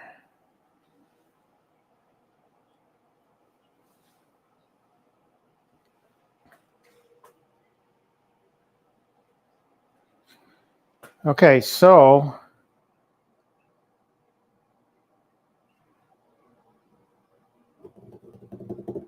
I don't see any obvious screws that I need to deal with. This is going to be about prying it off, prying it open. It's just going to even be enough. No. So I've got to get something bigger and stronger to pry that open.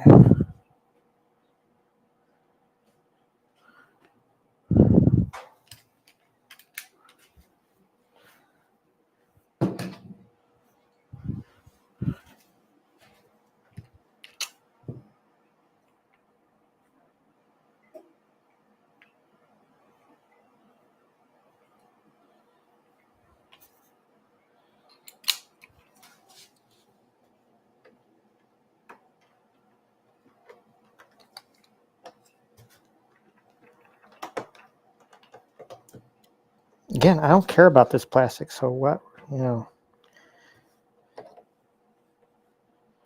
Trying to pry this open is not going to be easy.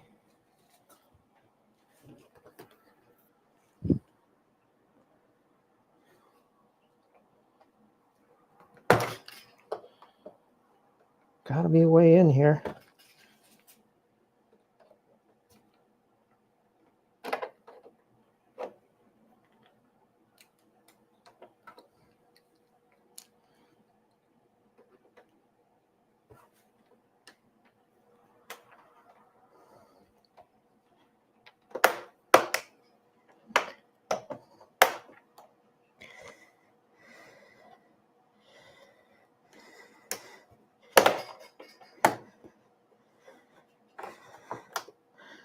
Okay, we've got the start of things here. You can hear the popping, which is a good sign. It means it's separating.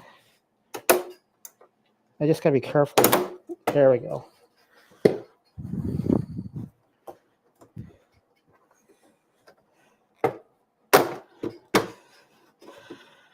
Kind of gently pull the case up.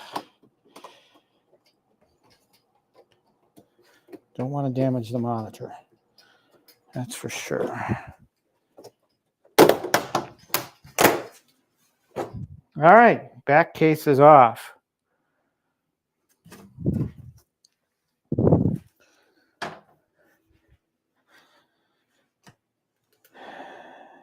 All right, so all this is staying. We are taking this off, which is the base mount. So we're not going to need that.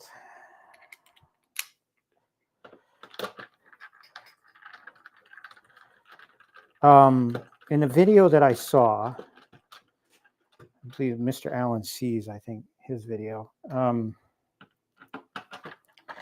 He was saying we might need to take the metal frame, or he took his metal frame around the actual monitor off. I'm going to see if I can fit it in there without doing that. So let's take this piece off, which is the mounting piece. Right here. I did bend this piece, which is the. I mean to take this off anyway. This is the actual power button. So, and I guess this also does the menu. So I'm going to leave that flopping here, this piece right here, which was mounted to the side of the monitor, which is probably going to inhibit,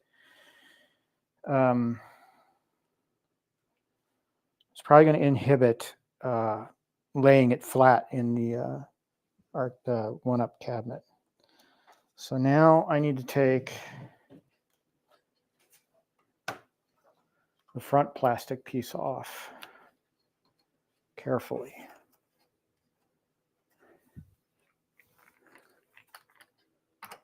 Oh.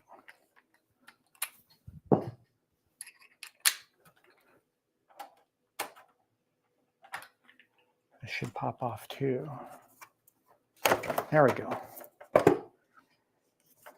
There we go. All right, so the front bezel piece is now loose and off. And then here we have our 32-inch monitor, which I am going to see about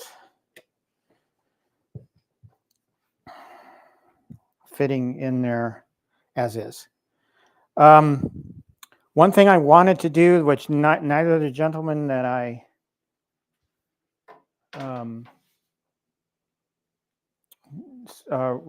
whose videos I watched did, was mark the bottom of the monitor and the top of the monitors for orientation purposes, because I'm curious, because Mr. Allen C's video, when he first fired it up, the screen was upside down, so he had to reorient the monitor. So what I'm going to do is I'm going to mark the bottom here. And I'm remembering his video.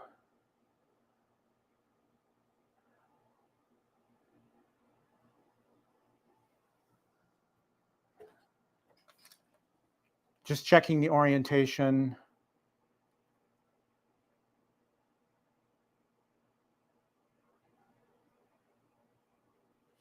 Okay, I'm thinking, just by remembering the video, I may get it wrong. I'm thinking that the bottom of the monitor is going to go on the left side. I could be wrong about that. But I'm just trying to orient this thing properly from the get-go without having to. Let me change the camera. Since I'm done decasing this thing, I'm going to go ahead and move the camera.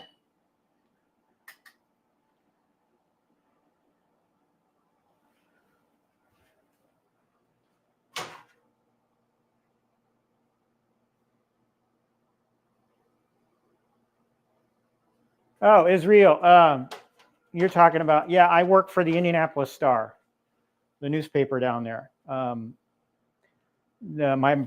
kind of got into it because of my brothers. Both of my brothers have been shooting photographers at the Indianapolis Motor Speedway for decades, and they got me into it 20 years ago. So I've been doing it off and on ever since. More consistently lately, I've been doing it every year. So I love going to that place. Indianapolis Motor Speedway is my second home. Every time I go there, I get emotional because it's such because of its history and because of my family's connection to that track. So, yeah, I'm getting emotional just thinking about it right now. So, all right, so we're going to set this in.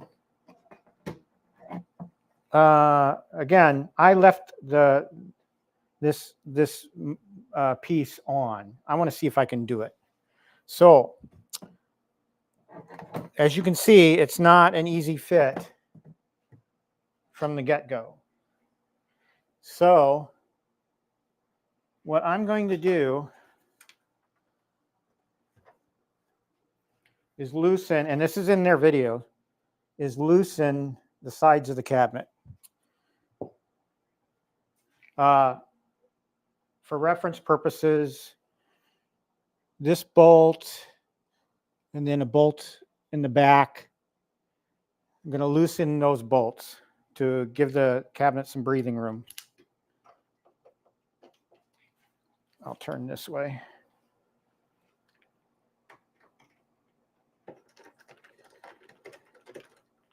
So just loosen them up.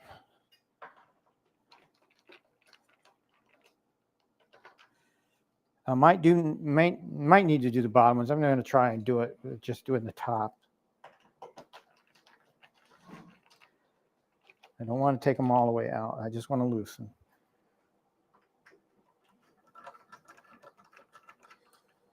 Okay. So just kind of stretch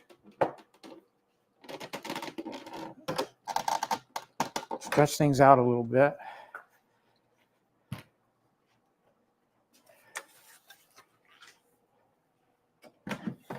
All right. It's a little tough down here.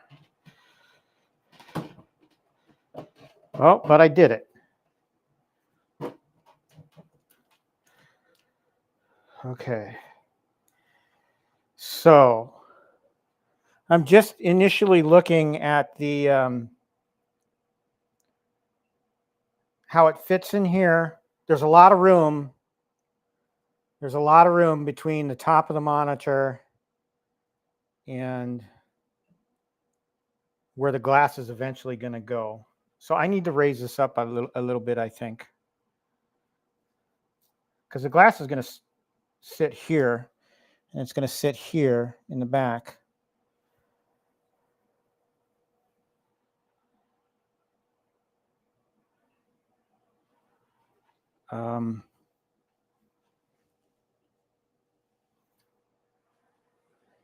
I may need to pull up their video.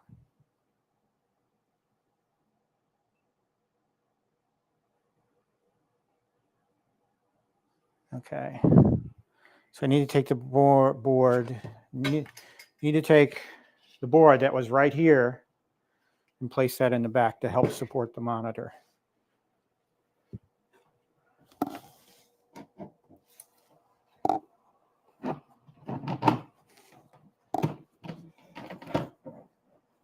So let's take the monitor out. Again, we're going to be doing some fitting here. We're going to get this going good.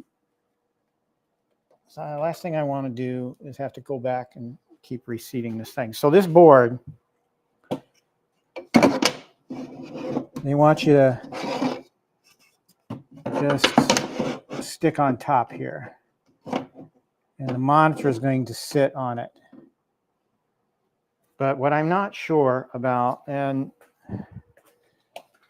let me find his video or Cool Toys video, one of the two. Don't mind me, folks.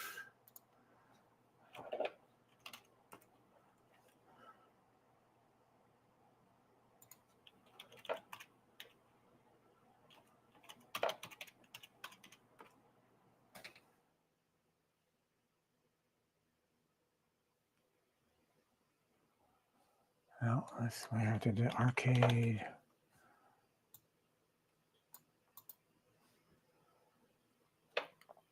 Mr. Allen C. All right, so let's do this. I'm going to share screen here. I need to give this guy credit too, because I am using his video for reference. So let's pop over here. This is a video from Mr. Alan C that I'm talking about, and Cool Toys is right underneath it. If you just search for Arcade1Up, well, you can see it on the screen. Arcade1Up Pinball 32-inch replacement. So the point that I want to get at here, I'm going to mute it. Oh, this is an ad. Ugh. So he's just cut together a 10-minute video on how to do this. So what I want to do is I want to see. So he's talking about the board that you're going to need to put up in there. So here he goes and gets it.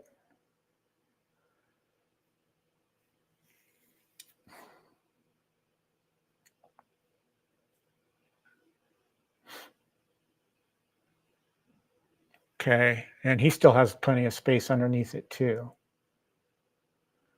Now he's going to talk about cabling. So let's go back and we'll look at Cool Toy's video.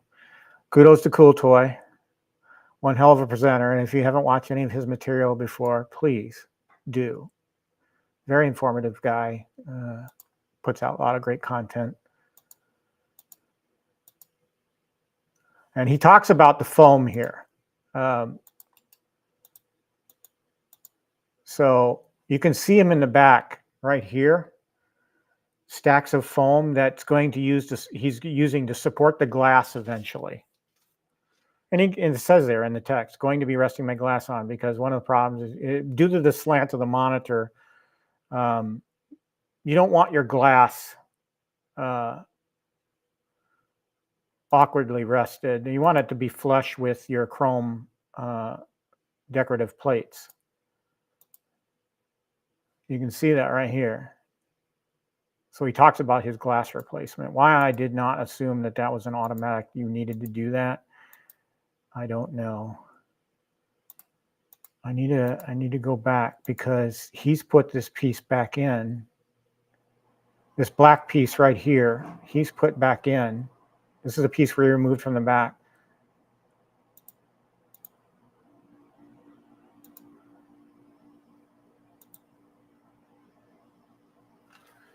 I'm going to see if I can hear the audio in this. No, I can't. I wonder why. Why can't I hear audio?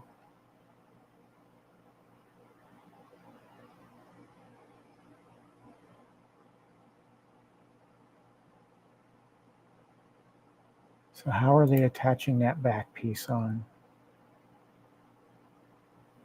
You can't do it at the original location because the monitor is going to go past that. I wonder if he just... I got to look at that piece.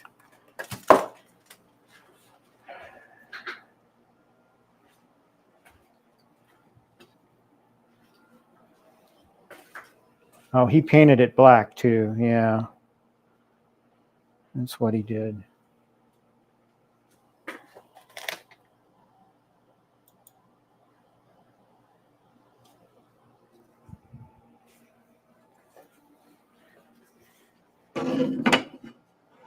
Wondering if he just set it in there.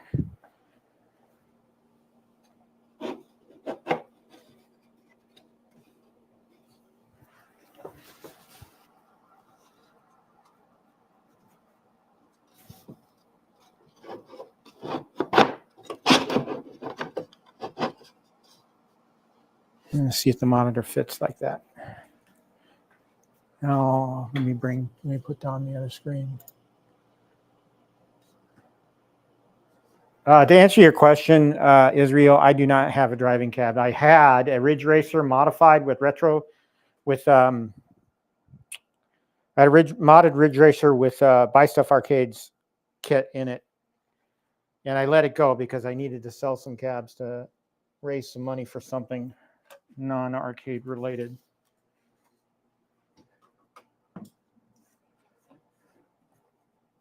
All right, so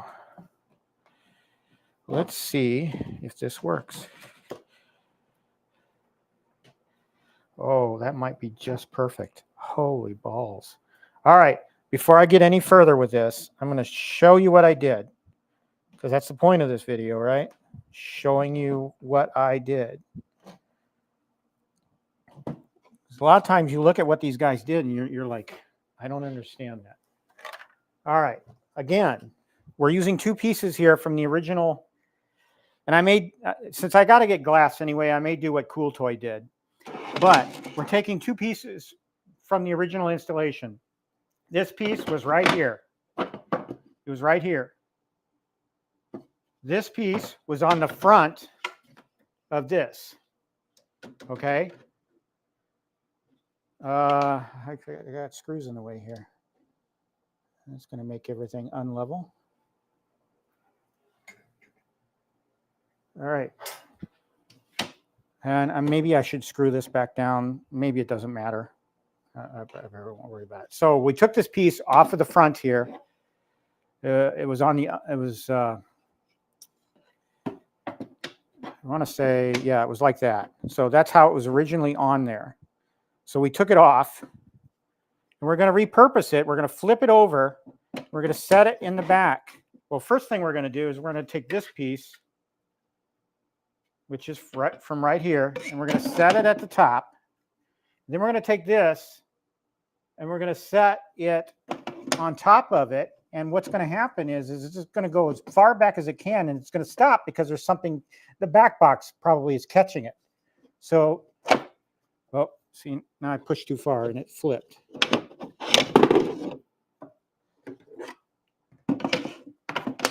So if you just slide this up, so the piece that you removed from here, this huge black piece, is going to help support the monitor, the new monitor. This piece back here is going to, you're going to put the top of your monitor, you're going to push it till it stops all the way back.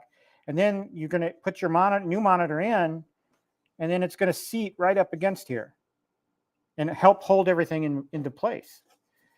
So again, bottom piece, help support monitor. This is going to help provide a stop for your new monitor. Now, what Cool Toy did, and he talks about this in a video, is he painted this part black. This part I'm running my finger along. Just for aesthetics, just so it, because you put the glass up here, you're going to see that. You're going to see that. So just to make everything look aesthetically pleasing, he painted this black, which is probably what I'll do. I'll do that, you know, when I get the glass ordered. I'll take everything apart and pull that piece out and paint it black. I think I have some black paint somewhere, spray paint. All right, for now, we're just going to do that. We've got the two pieces in the back, and now we're going to seat our monitor.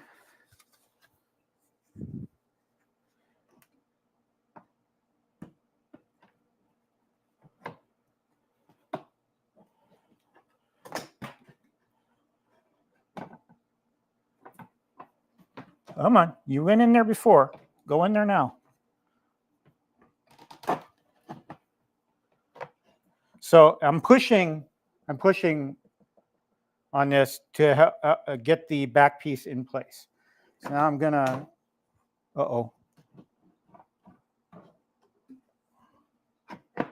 there we go. So there we go, because the monitor should be almost flush with that piece. But again, I'm prying the sides apart, and I'm just setting it in. So, do I need to put foam pieces on the sides to raise the monitor up? I don't know. I kind of now know why he removed this silver piece. Because it's going to stick out. When you put glass over it, this silver is going to stick out. I think that's one of the reasons he removed it.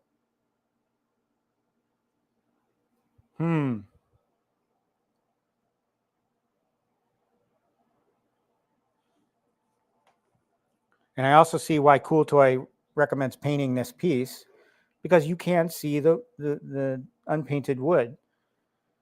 All right, so do I decase or do I take this silver piece off? Yeah, I'm inclined to do it now. Let's pull the monitor up.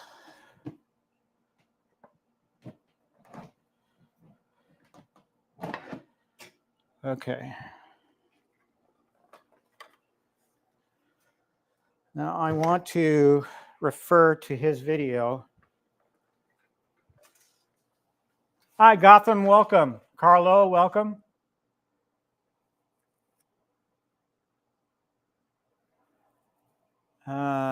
Let's see. I want to bring up his video again. So this is Cool Toy's video. I want to go back to Alan C's. I just want to go to the segment in which he's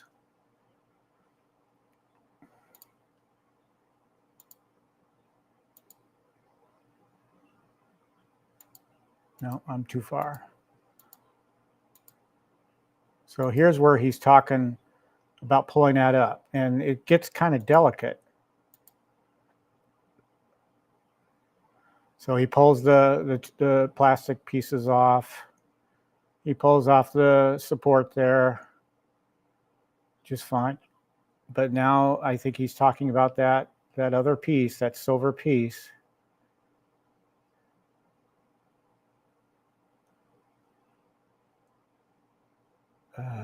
How's that going to look?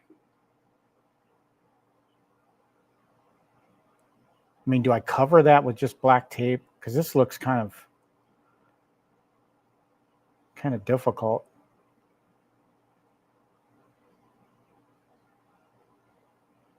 I'm a little concerned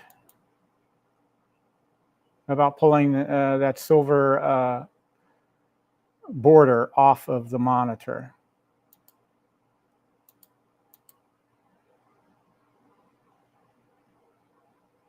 Yeah, it looks like something you got to be very, very careful with.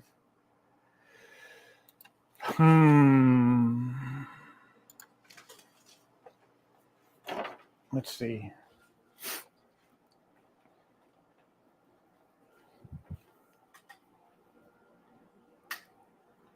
Let me know in chat. What do you think?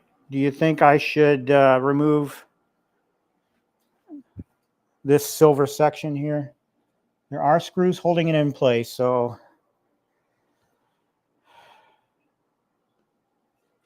yay or nay? Should I pull that off? What's your choice?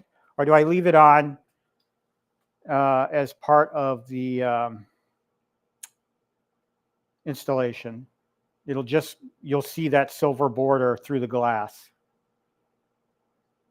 I'm curious to see what you guys think.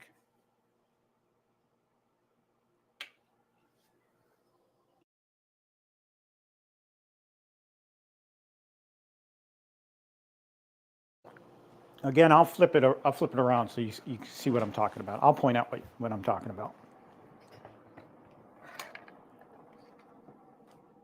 Okay, so you see this silver border that runs along the monitor. I can take this off, and it'll hopefully just be black glass piece.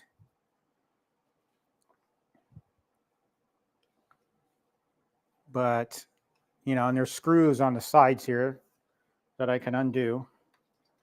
I can pull that off. Should I even bother with that?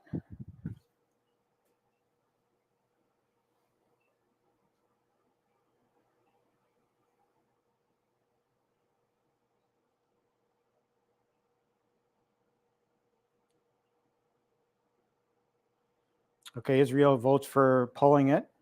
That's good.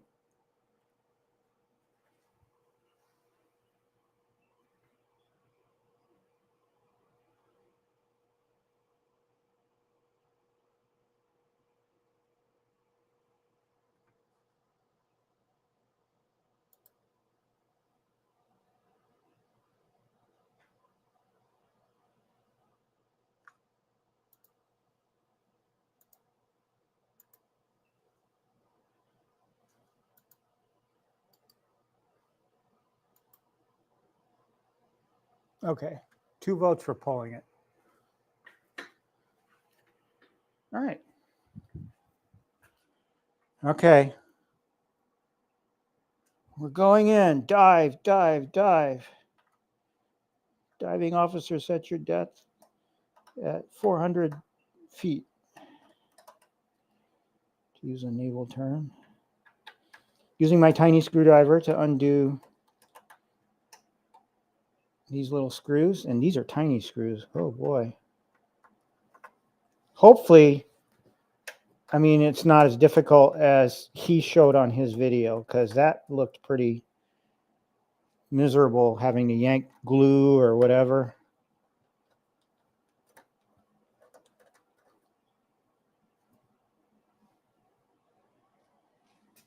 All right, those 4 are removed.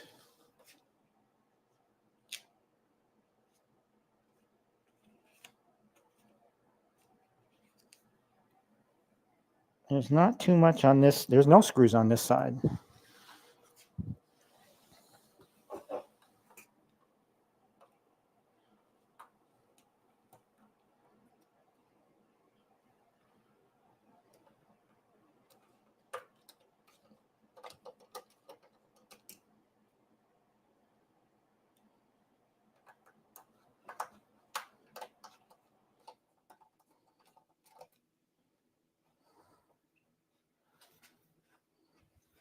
Okay.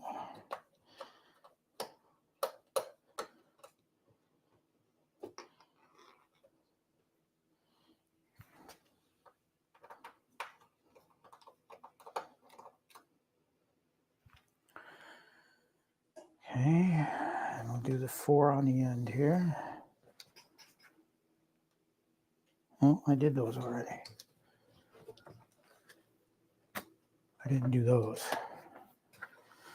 Turn it the other way around. Got to be careful of this piece, because we're going to need that, I think. Trying to select input when we connect everything up.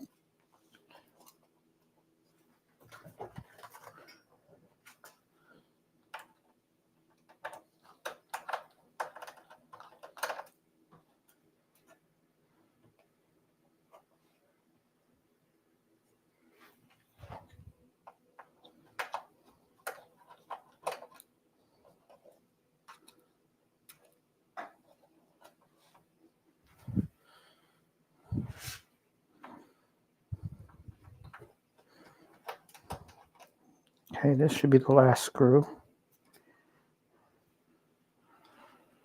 All right. Let's see how this goes.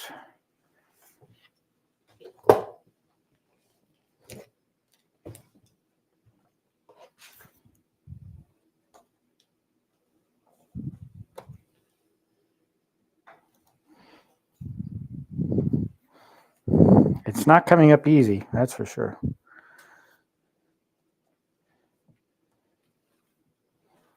Now, there is tape in place. Just take these pieces of tape off. There's tape.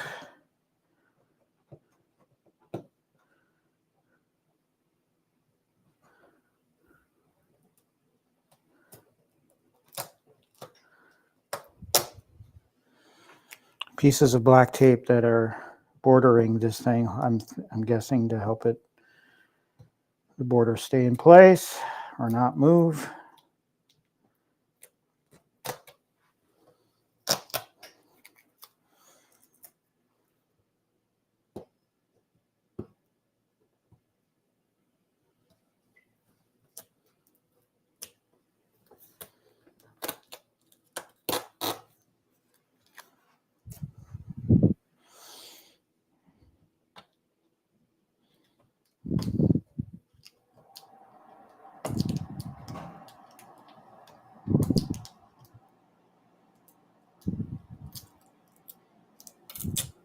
Corner piece there. I don't know about this. Just gonna leave that alone. Or this.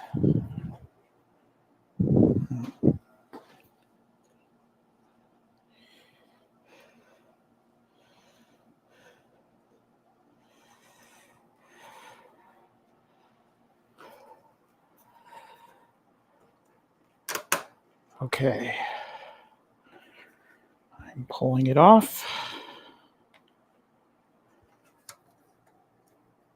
Trying not to smudge up the monitor too bad. But I can see why he bent it.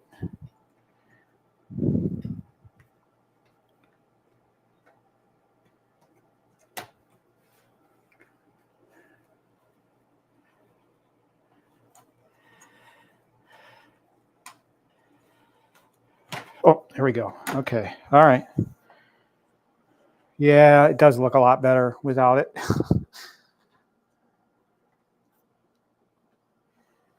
Okay.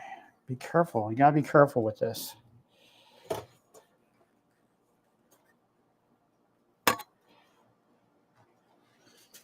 All right.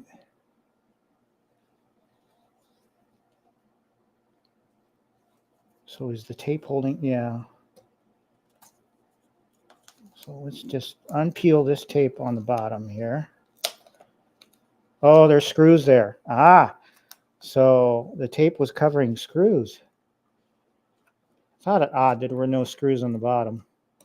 So there was a piece of tape here that was covering the screw on the bottom. So we'll undo that.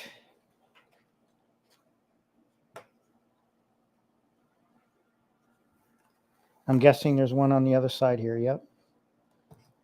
Yeah, so only 2 screws on the bottom of the monitor. All right, so I'm getting tired, folks. I'm a 58-year-old man, I mean, who just did a major workout. All right, let's see if we can peel this out now. Oh, we still got tape in the way here.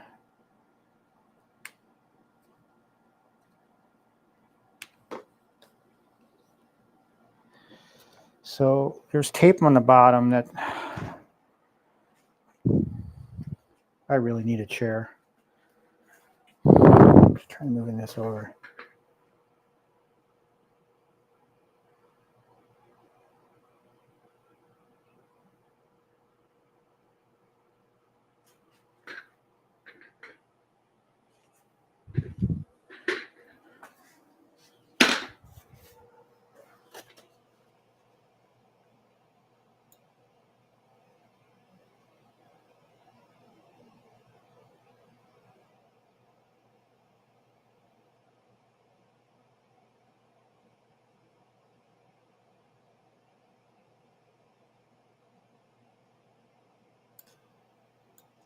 All right, so far so good, but I'm getting tired, folks, so got to see about pulling this tape because there's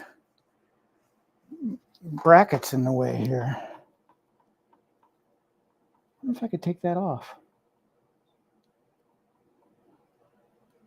Well, now I've kind of screwed myself because I've bent the damn thing. There's this piece right here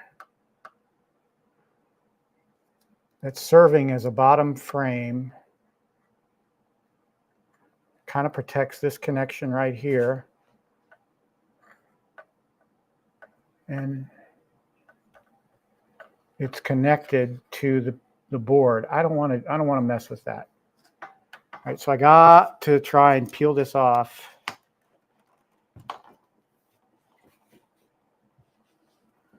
And there are several monitors that are models that have been tested to work with this mod. This particular one, I'll put the model in the description of the video when I'm done. But this particular one was the first one recommended, I think.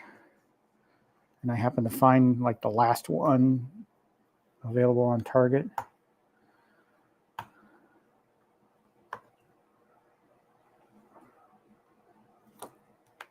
Again, I'm trying to separate. My difficulty is there's a bracket here that's interfering with me getting the tape off. So I'm peeling as much tape away as I can. That's reachable, just so I can more easily pull off the last side of this bracket.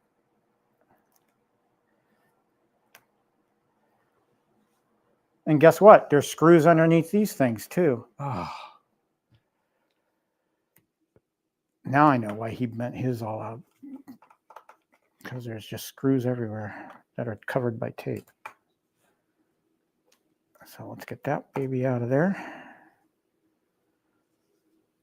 Again, I'm a tinkerer. I like tinkering with things. It would be easy for me to throw my hands up and just get an ALP 4K. No, it wouldn't be easy. You want to know why I'm not getting an ALP 4K right now? Because I can't afford it. For me, this was a sensible upgrade for me. And there are people out there like me that can't afford to pay or put out $2,000 for an ALP 4K. And I can't really even afford $1,200 or even $1,000 for the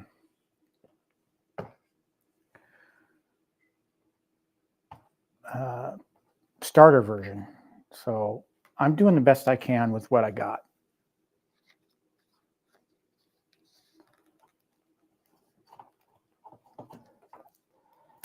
So, yep, there we go. It's off. The frame is off and it's useless now. So going in the garbage. All right. We did it, folks. Now let's put it in place.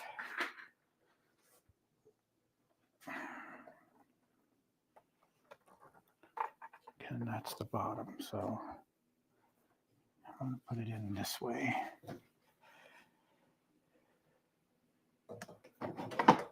I got to fix my boards.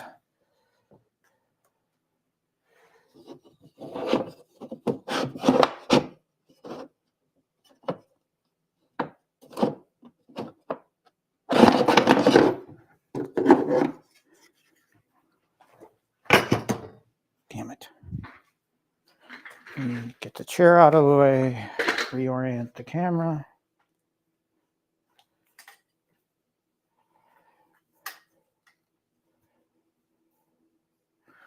All right.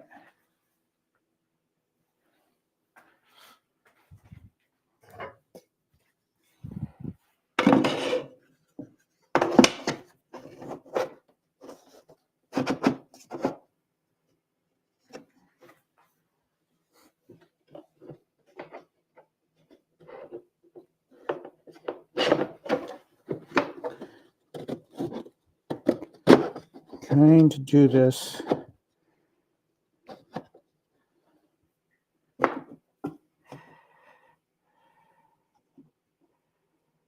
I don't want that visible. There's a little round circle in the middle of this board that, again, using the piece from here and the front piece to this board as a back brace.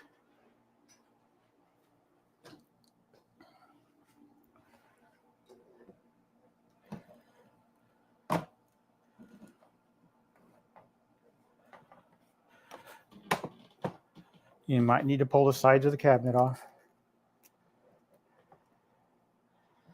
Or not off, apart a little bit. And again, we loosen those screws. Okay, why am I not sitting flush?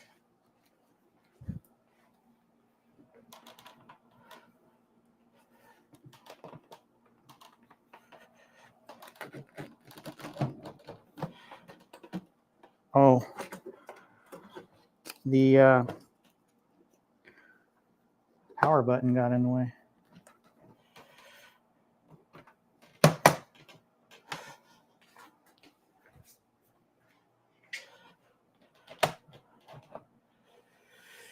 Okay. Make sure that's still. Yeah. That does look a lot better than having that piece in there.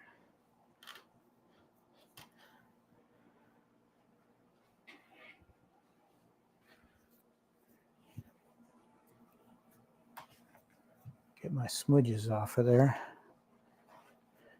All right, now we're gonna, I'm gonna focus on cabling, getting this thing up and running. So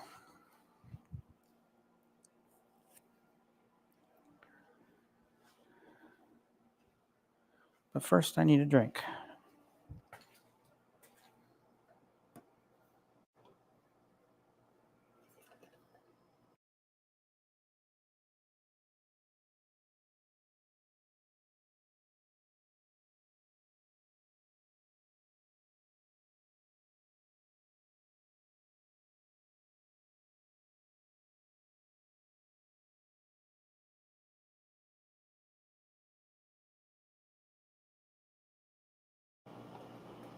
Okay.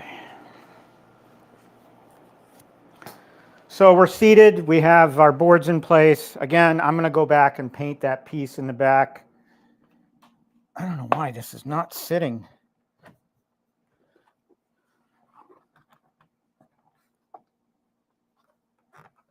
I got some orientation issues here. I may need to push.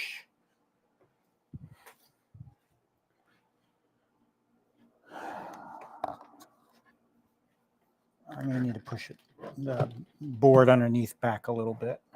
And okay, so let me tell you what I'm talking about.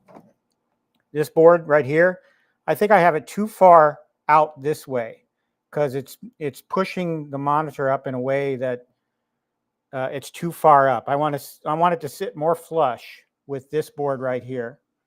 So I'm going to push this board in a little bit. Again, keeping this top piece in place.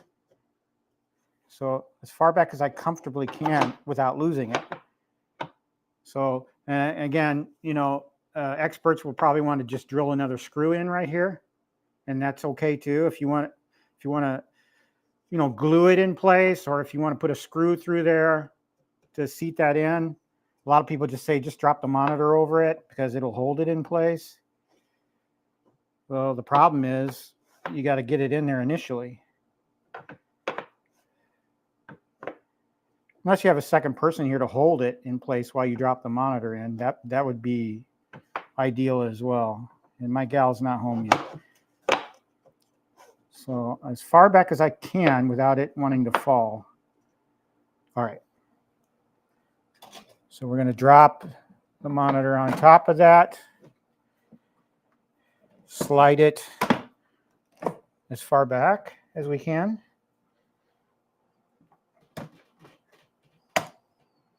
And then put the monitor in. And we're still not sitting flush. Oh, what the hell? It was sitting flush earlier. What's it not liking? I wonder if I manually manipulate it from the back. Yeah, you can make adjustments from the back. All right, that's going to have to be good enough. It's a little bit raised here. Yeah. So now what I'm going to do is I'm going to, well, later when I put the glass in, I'll cut to size pieces of foam, black foam here and here to seat the glass. And then the glass will just sit on top of this piece right here. All right. Let's start talking about connections now. Let's see if we can't get this thing working. So you remember, I'm going from a pinball that wasn't working. The monitor was bad. I'm going to bring the camera around, and this is going to be a tight view. So I'm going to shut the camera off so you guys don't get dizzy. All right. I'm going to move it to the back.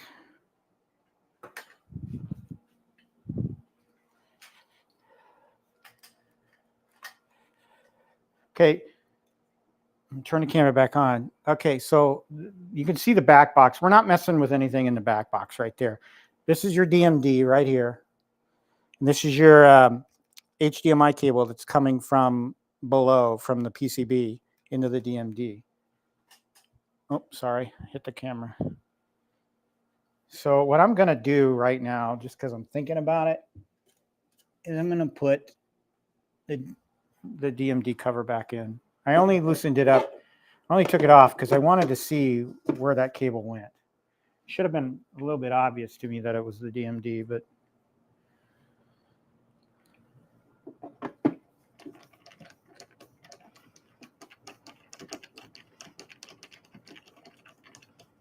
okay, this isn't going in.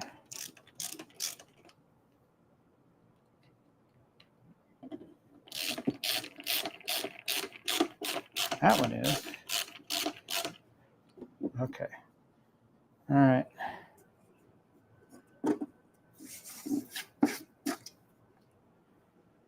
So I've got my little light here.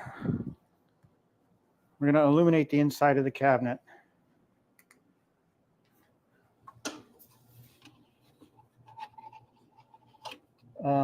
So you guys can see, hopefully. I'm going to move my Pong table back a little bit, just so I can get.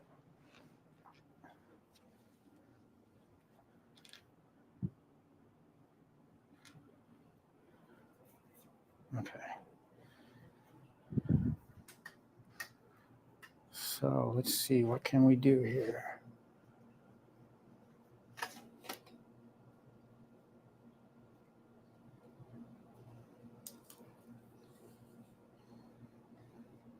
I want to go a little lower so I can aim the camera up.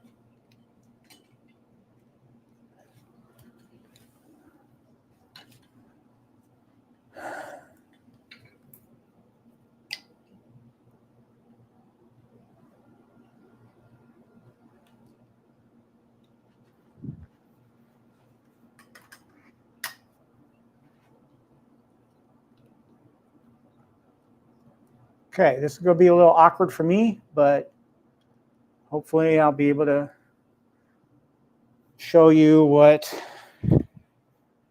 I'm doing here. All right, looking on the inside of the Arcade1Up. Okay, the PCB is laying flat on the ground there. And then up there you have the board for,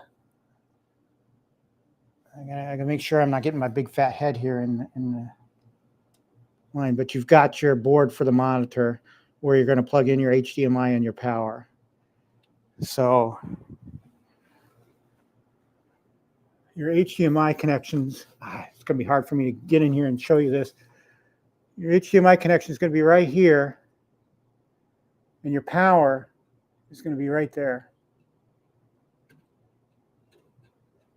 So they're going to be right next to each other, HDMI and power. Now what you're going to do with the power is you have this piece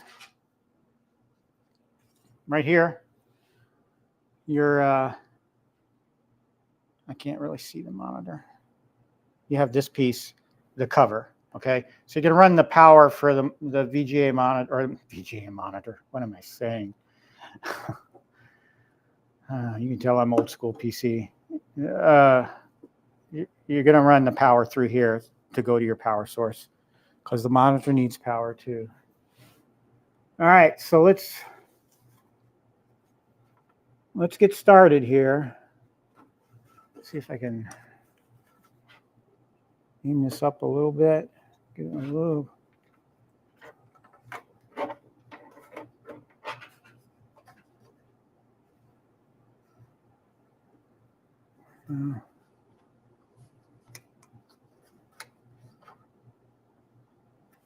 That's going to be about a happy medium right there. Okay, so our PCB, we have the on switch, which should be in the on position. So we didn't change that, so we shouldn't have to mess with it. So for now, I'm just going to leave, I'm going to mount this somewhere, either flat on the bottom, or I'm going to mount it to the side. This is your on-off button for the monitor. But what we need to do is we need to make the connection between the Arcade1Up PCB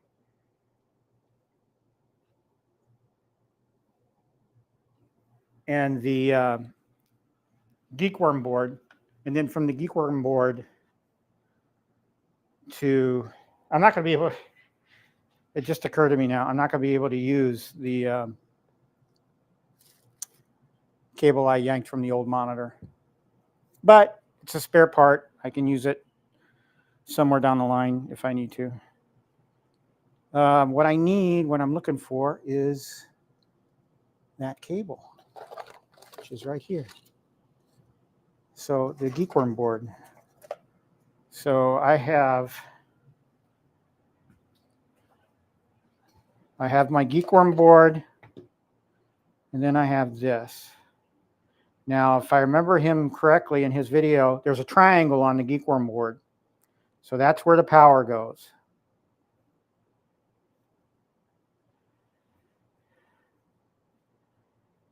Okay. So I've connected, this is the cable provided by Geekworm. I'm not going to be able to use the one I yanked from the old monitor. And then we're going to connect this other end with the red cables facing that 6-pin port to the Arcade1Up PCB. All right, so we have our Geekworm. You've seen I've made the connection. You got the triangle here and the red. So the red is on the end where the triangle is. So I need to get the Arcade1Up PCB. And hopefully you can see this, but there's the pin connector, and then there's this old 6-pin port that went to the old monitor. The power, the red, was on that side. So you can see I've got the cable going to the LVDS to HDMI converter board. I've got the red on the right side facing this port. Make sure I'm getting on there. It's seated. Okay, so better look. So there I've run the cable from the LVDS converter board to here with the red facing this pin on the PCB. So I'm going to just kind of lay everything in here. I'm not going to permanently affix them until I know everything works.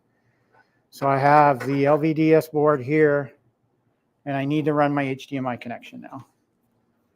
We're getting close to it, folks, where we can fire this thing up, see if it's going to work for me.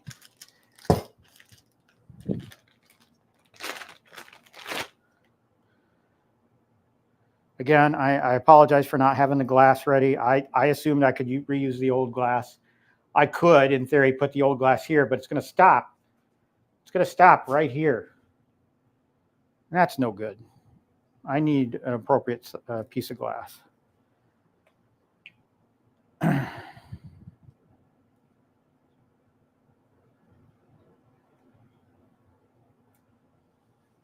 All right, so we have our HDMI cable provided by the monitor manufacturer.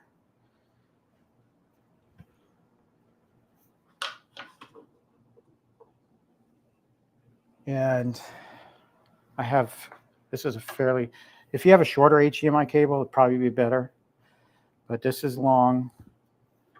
So I'm going to connect.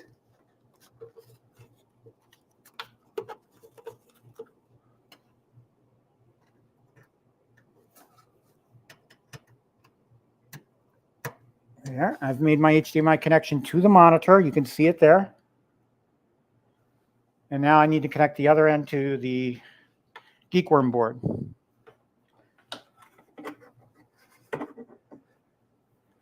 So I'm just going to lay this excess cable in here for now. Getting excited, folks, but I need to temper that because this could all go for naught. I may have the wrong Geekworm board, but we'll find out. All right, so I'm going to connect the other end of the HDMI to the Geekworm board, and that's in. Okay. So my connections are made. Got my HDMI. I got my cable connection to the PCB from the Geekworm board, although that looks a little loose. Okay, I've pushed it down a little bit. Okay. So I've got my HDMI connection. Now I need to run power.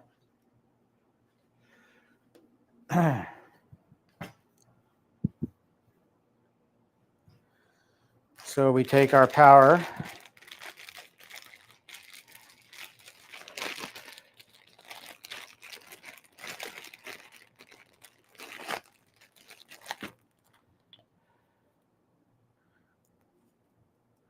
I'm going to get a power strip.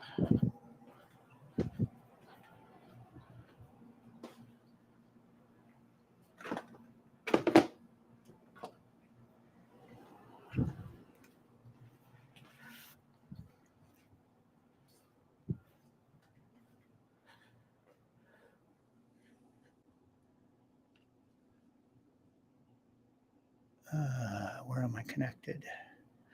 Right there. I'm just going to put a power strip in here so that I can plug both the arcade and the PCB. I mean the arcade pinball itself and the monitor into the same strip.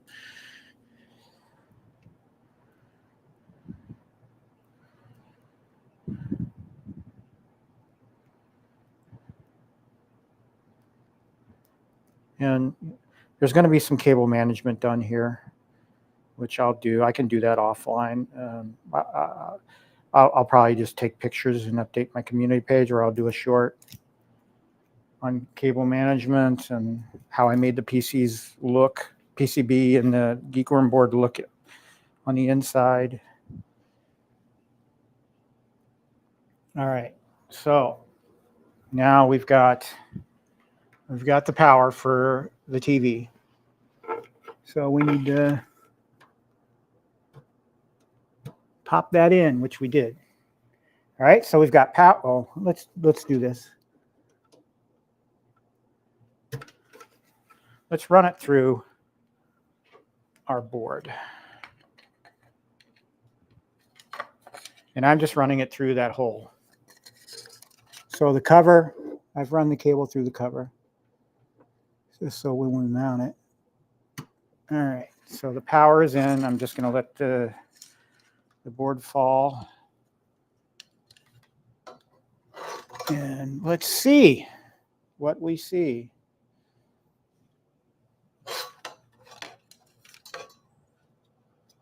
This is either going to explode in my face or maybe I should have had a fire extinguisher handy, huh?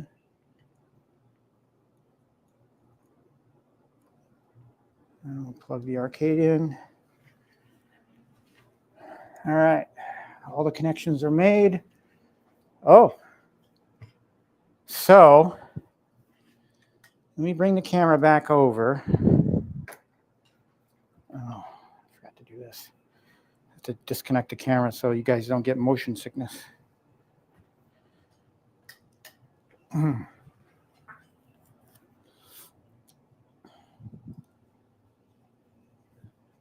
So I'm reorienting the camera right now.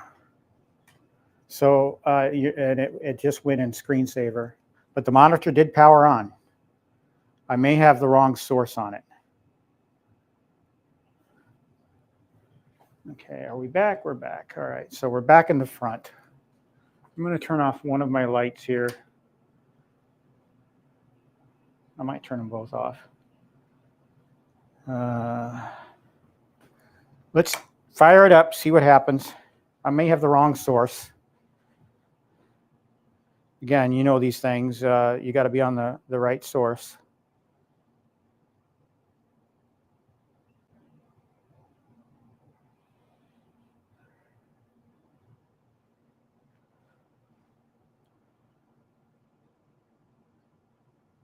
Getting a little glare from this thing on the actual monitor, but maybe I can raise this up a little bit more. Just So the PCB, you can tell by the DMD that it sees the PCB. It's trying to load. So I'm going to leave it sit there. Still have glare off the back glass, but that's all right. All right, so let me go on the back here. I'm going to find that switch on the monitor. And I'm going to see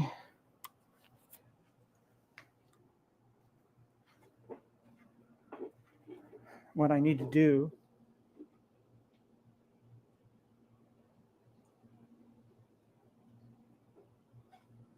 So, no signal.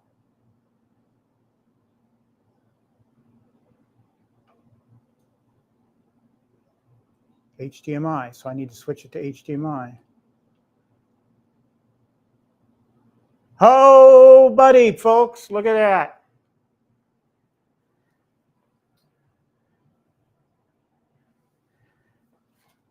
We got all kinds of monitor options here I don't need.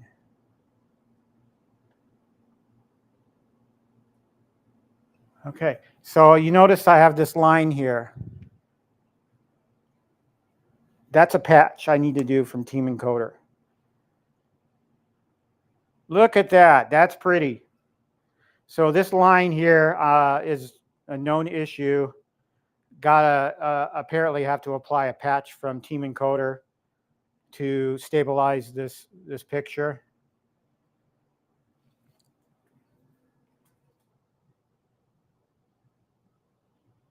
Yeah. Look at that. That is pretty damn sexy. Holy crap.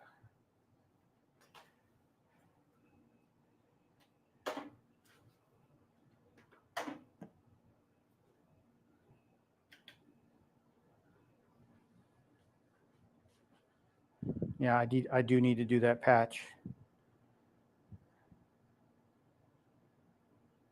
I am not prepared to do the patch right now. I mean, I'm willing to muddle through it.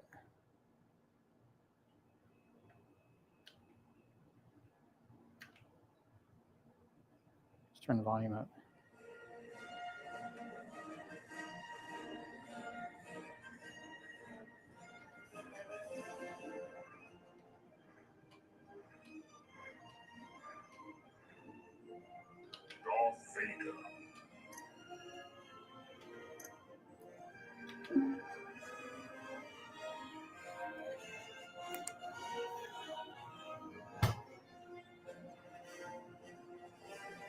This looks so much better.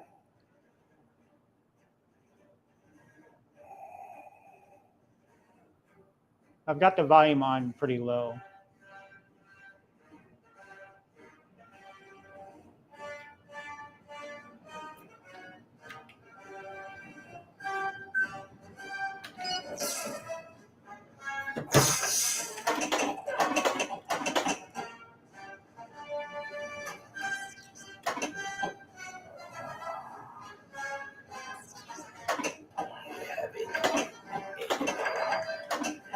Skywalker, you have done well, Lord Vader.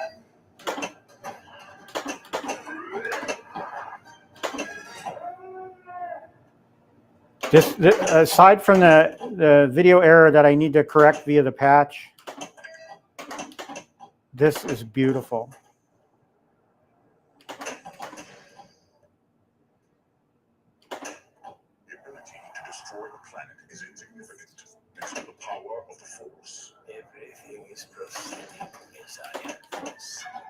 He's just a boy. Obi-Wan will no longer help him. We're caught in a tractor beam that's pulling us in. All right.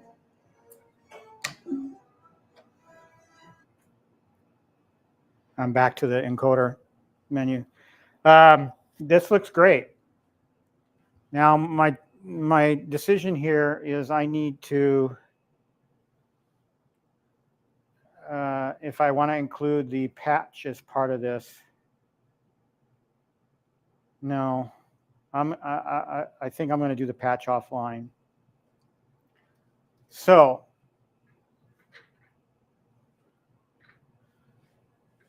What?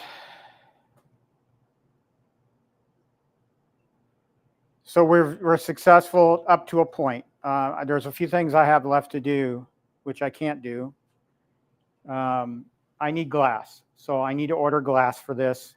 Sorry, I didn't have that ready. Didn't think I needed it, stupidly. So I need to get glass so I can put the chrome pieces back on. And then I need to do this patch. I may post a little later. I'm gonna try and work my way through this patch today. So I'm going to. I'll probably post a short later once I get the patch done, so you folks can see that these lines have been taken care of.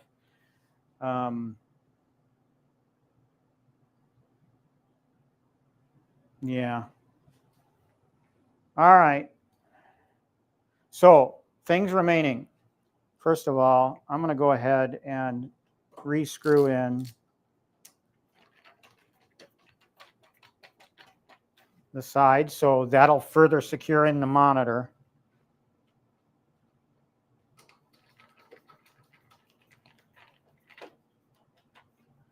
One thing I'm curious about is when you power this thing off, will it go back to the source that you had selected, or do you have to keep selecting the source? That's my question.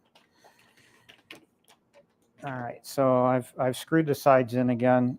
I'm going to try shutting this off, powering it off at the strip. So that kills the monitor power. It's all shut down. So we'll turn on the power to the strip. So the monitor should come up. Yep, no signal.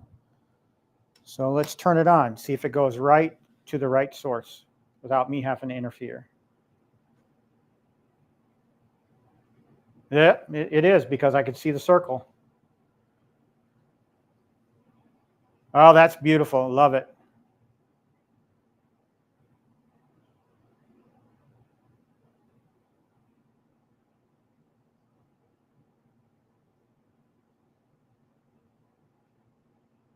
Yep. So I don't need to worry about messing with that button on the monitor anymore. 1080p enabled. That's good. So all I got to do, things I got left to do, I got to paint that back piece and get some foam out and stick it back there to support the glass that I eventually get. And then I need to put the chrome pieces back on.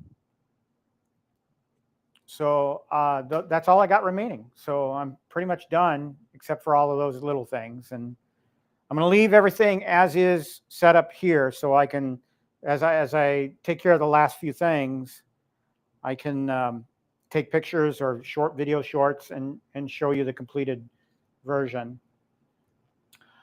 But other than that, folks, I'm going to turn off this other light.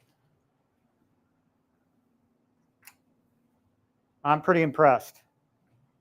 I'm glad I did this. Really glad. Whew, I'm tired. I think I've earned a long rest today. Don't you guys agree? Oh, man.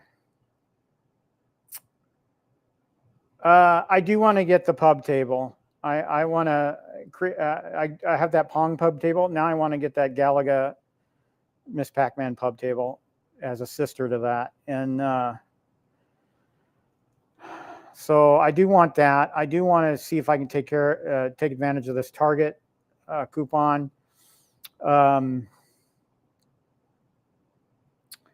We'll see. I have until the 31st to decide on that now. So I'm going to let that poll run on my community page, and we'll see. But for now, I'm going to go offline and mess with this Team and Color patch, because I don't know exactly what's all involved with that, and I don't want to drag this particular video out any longer. I'll show you the end results of the patch. he has pretty, I did see the instructions on his website. There's pretty clear-cut instructions on what to do. So the thing is, when I originally applied the Team Encoder patch, I used a totally different computer. I don't have any of the utilities installed on the streaming laptop. So I want to get all that set up.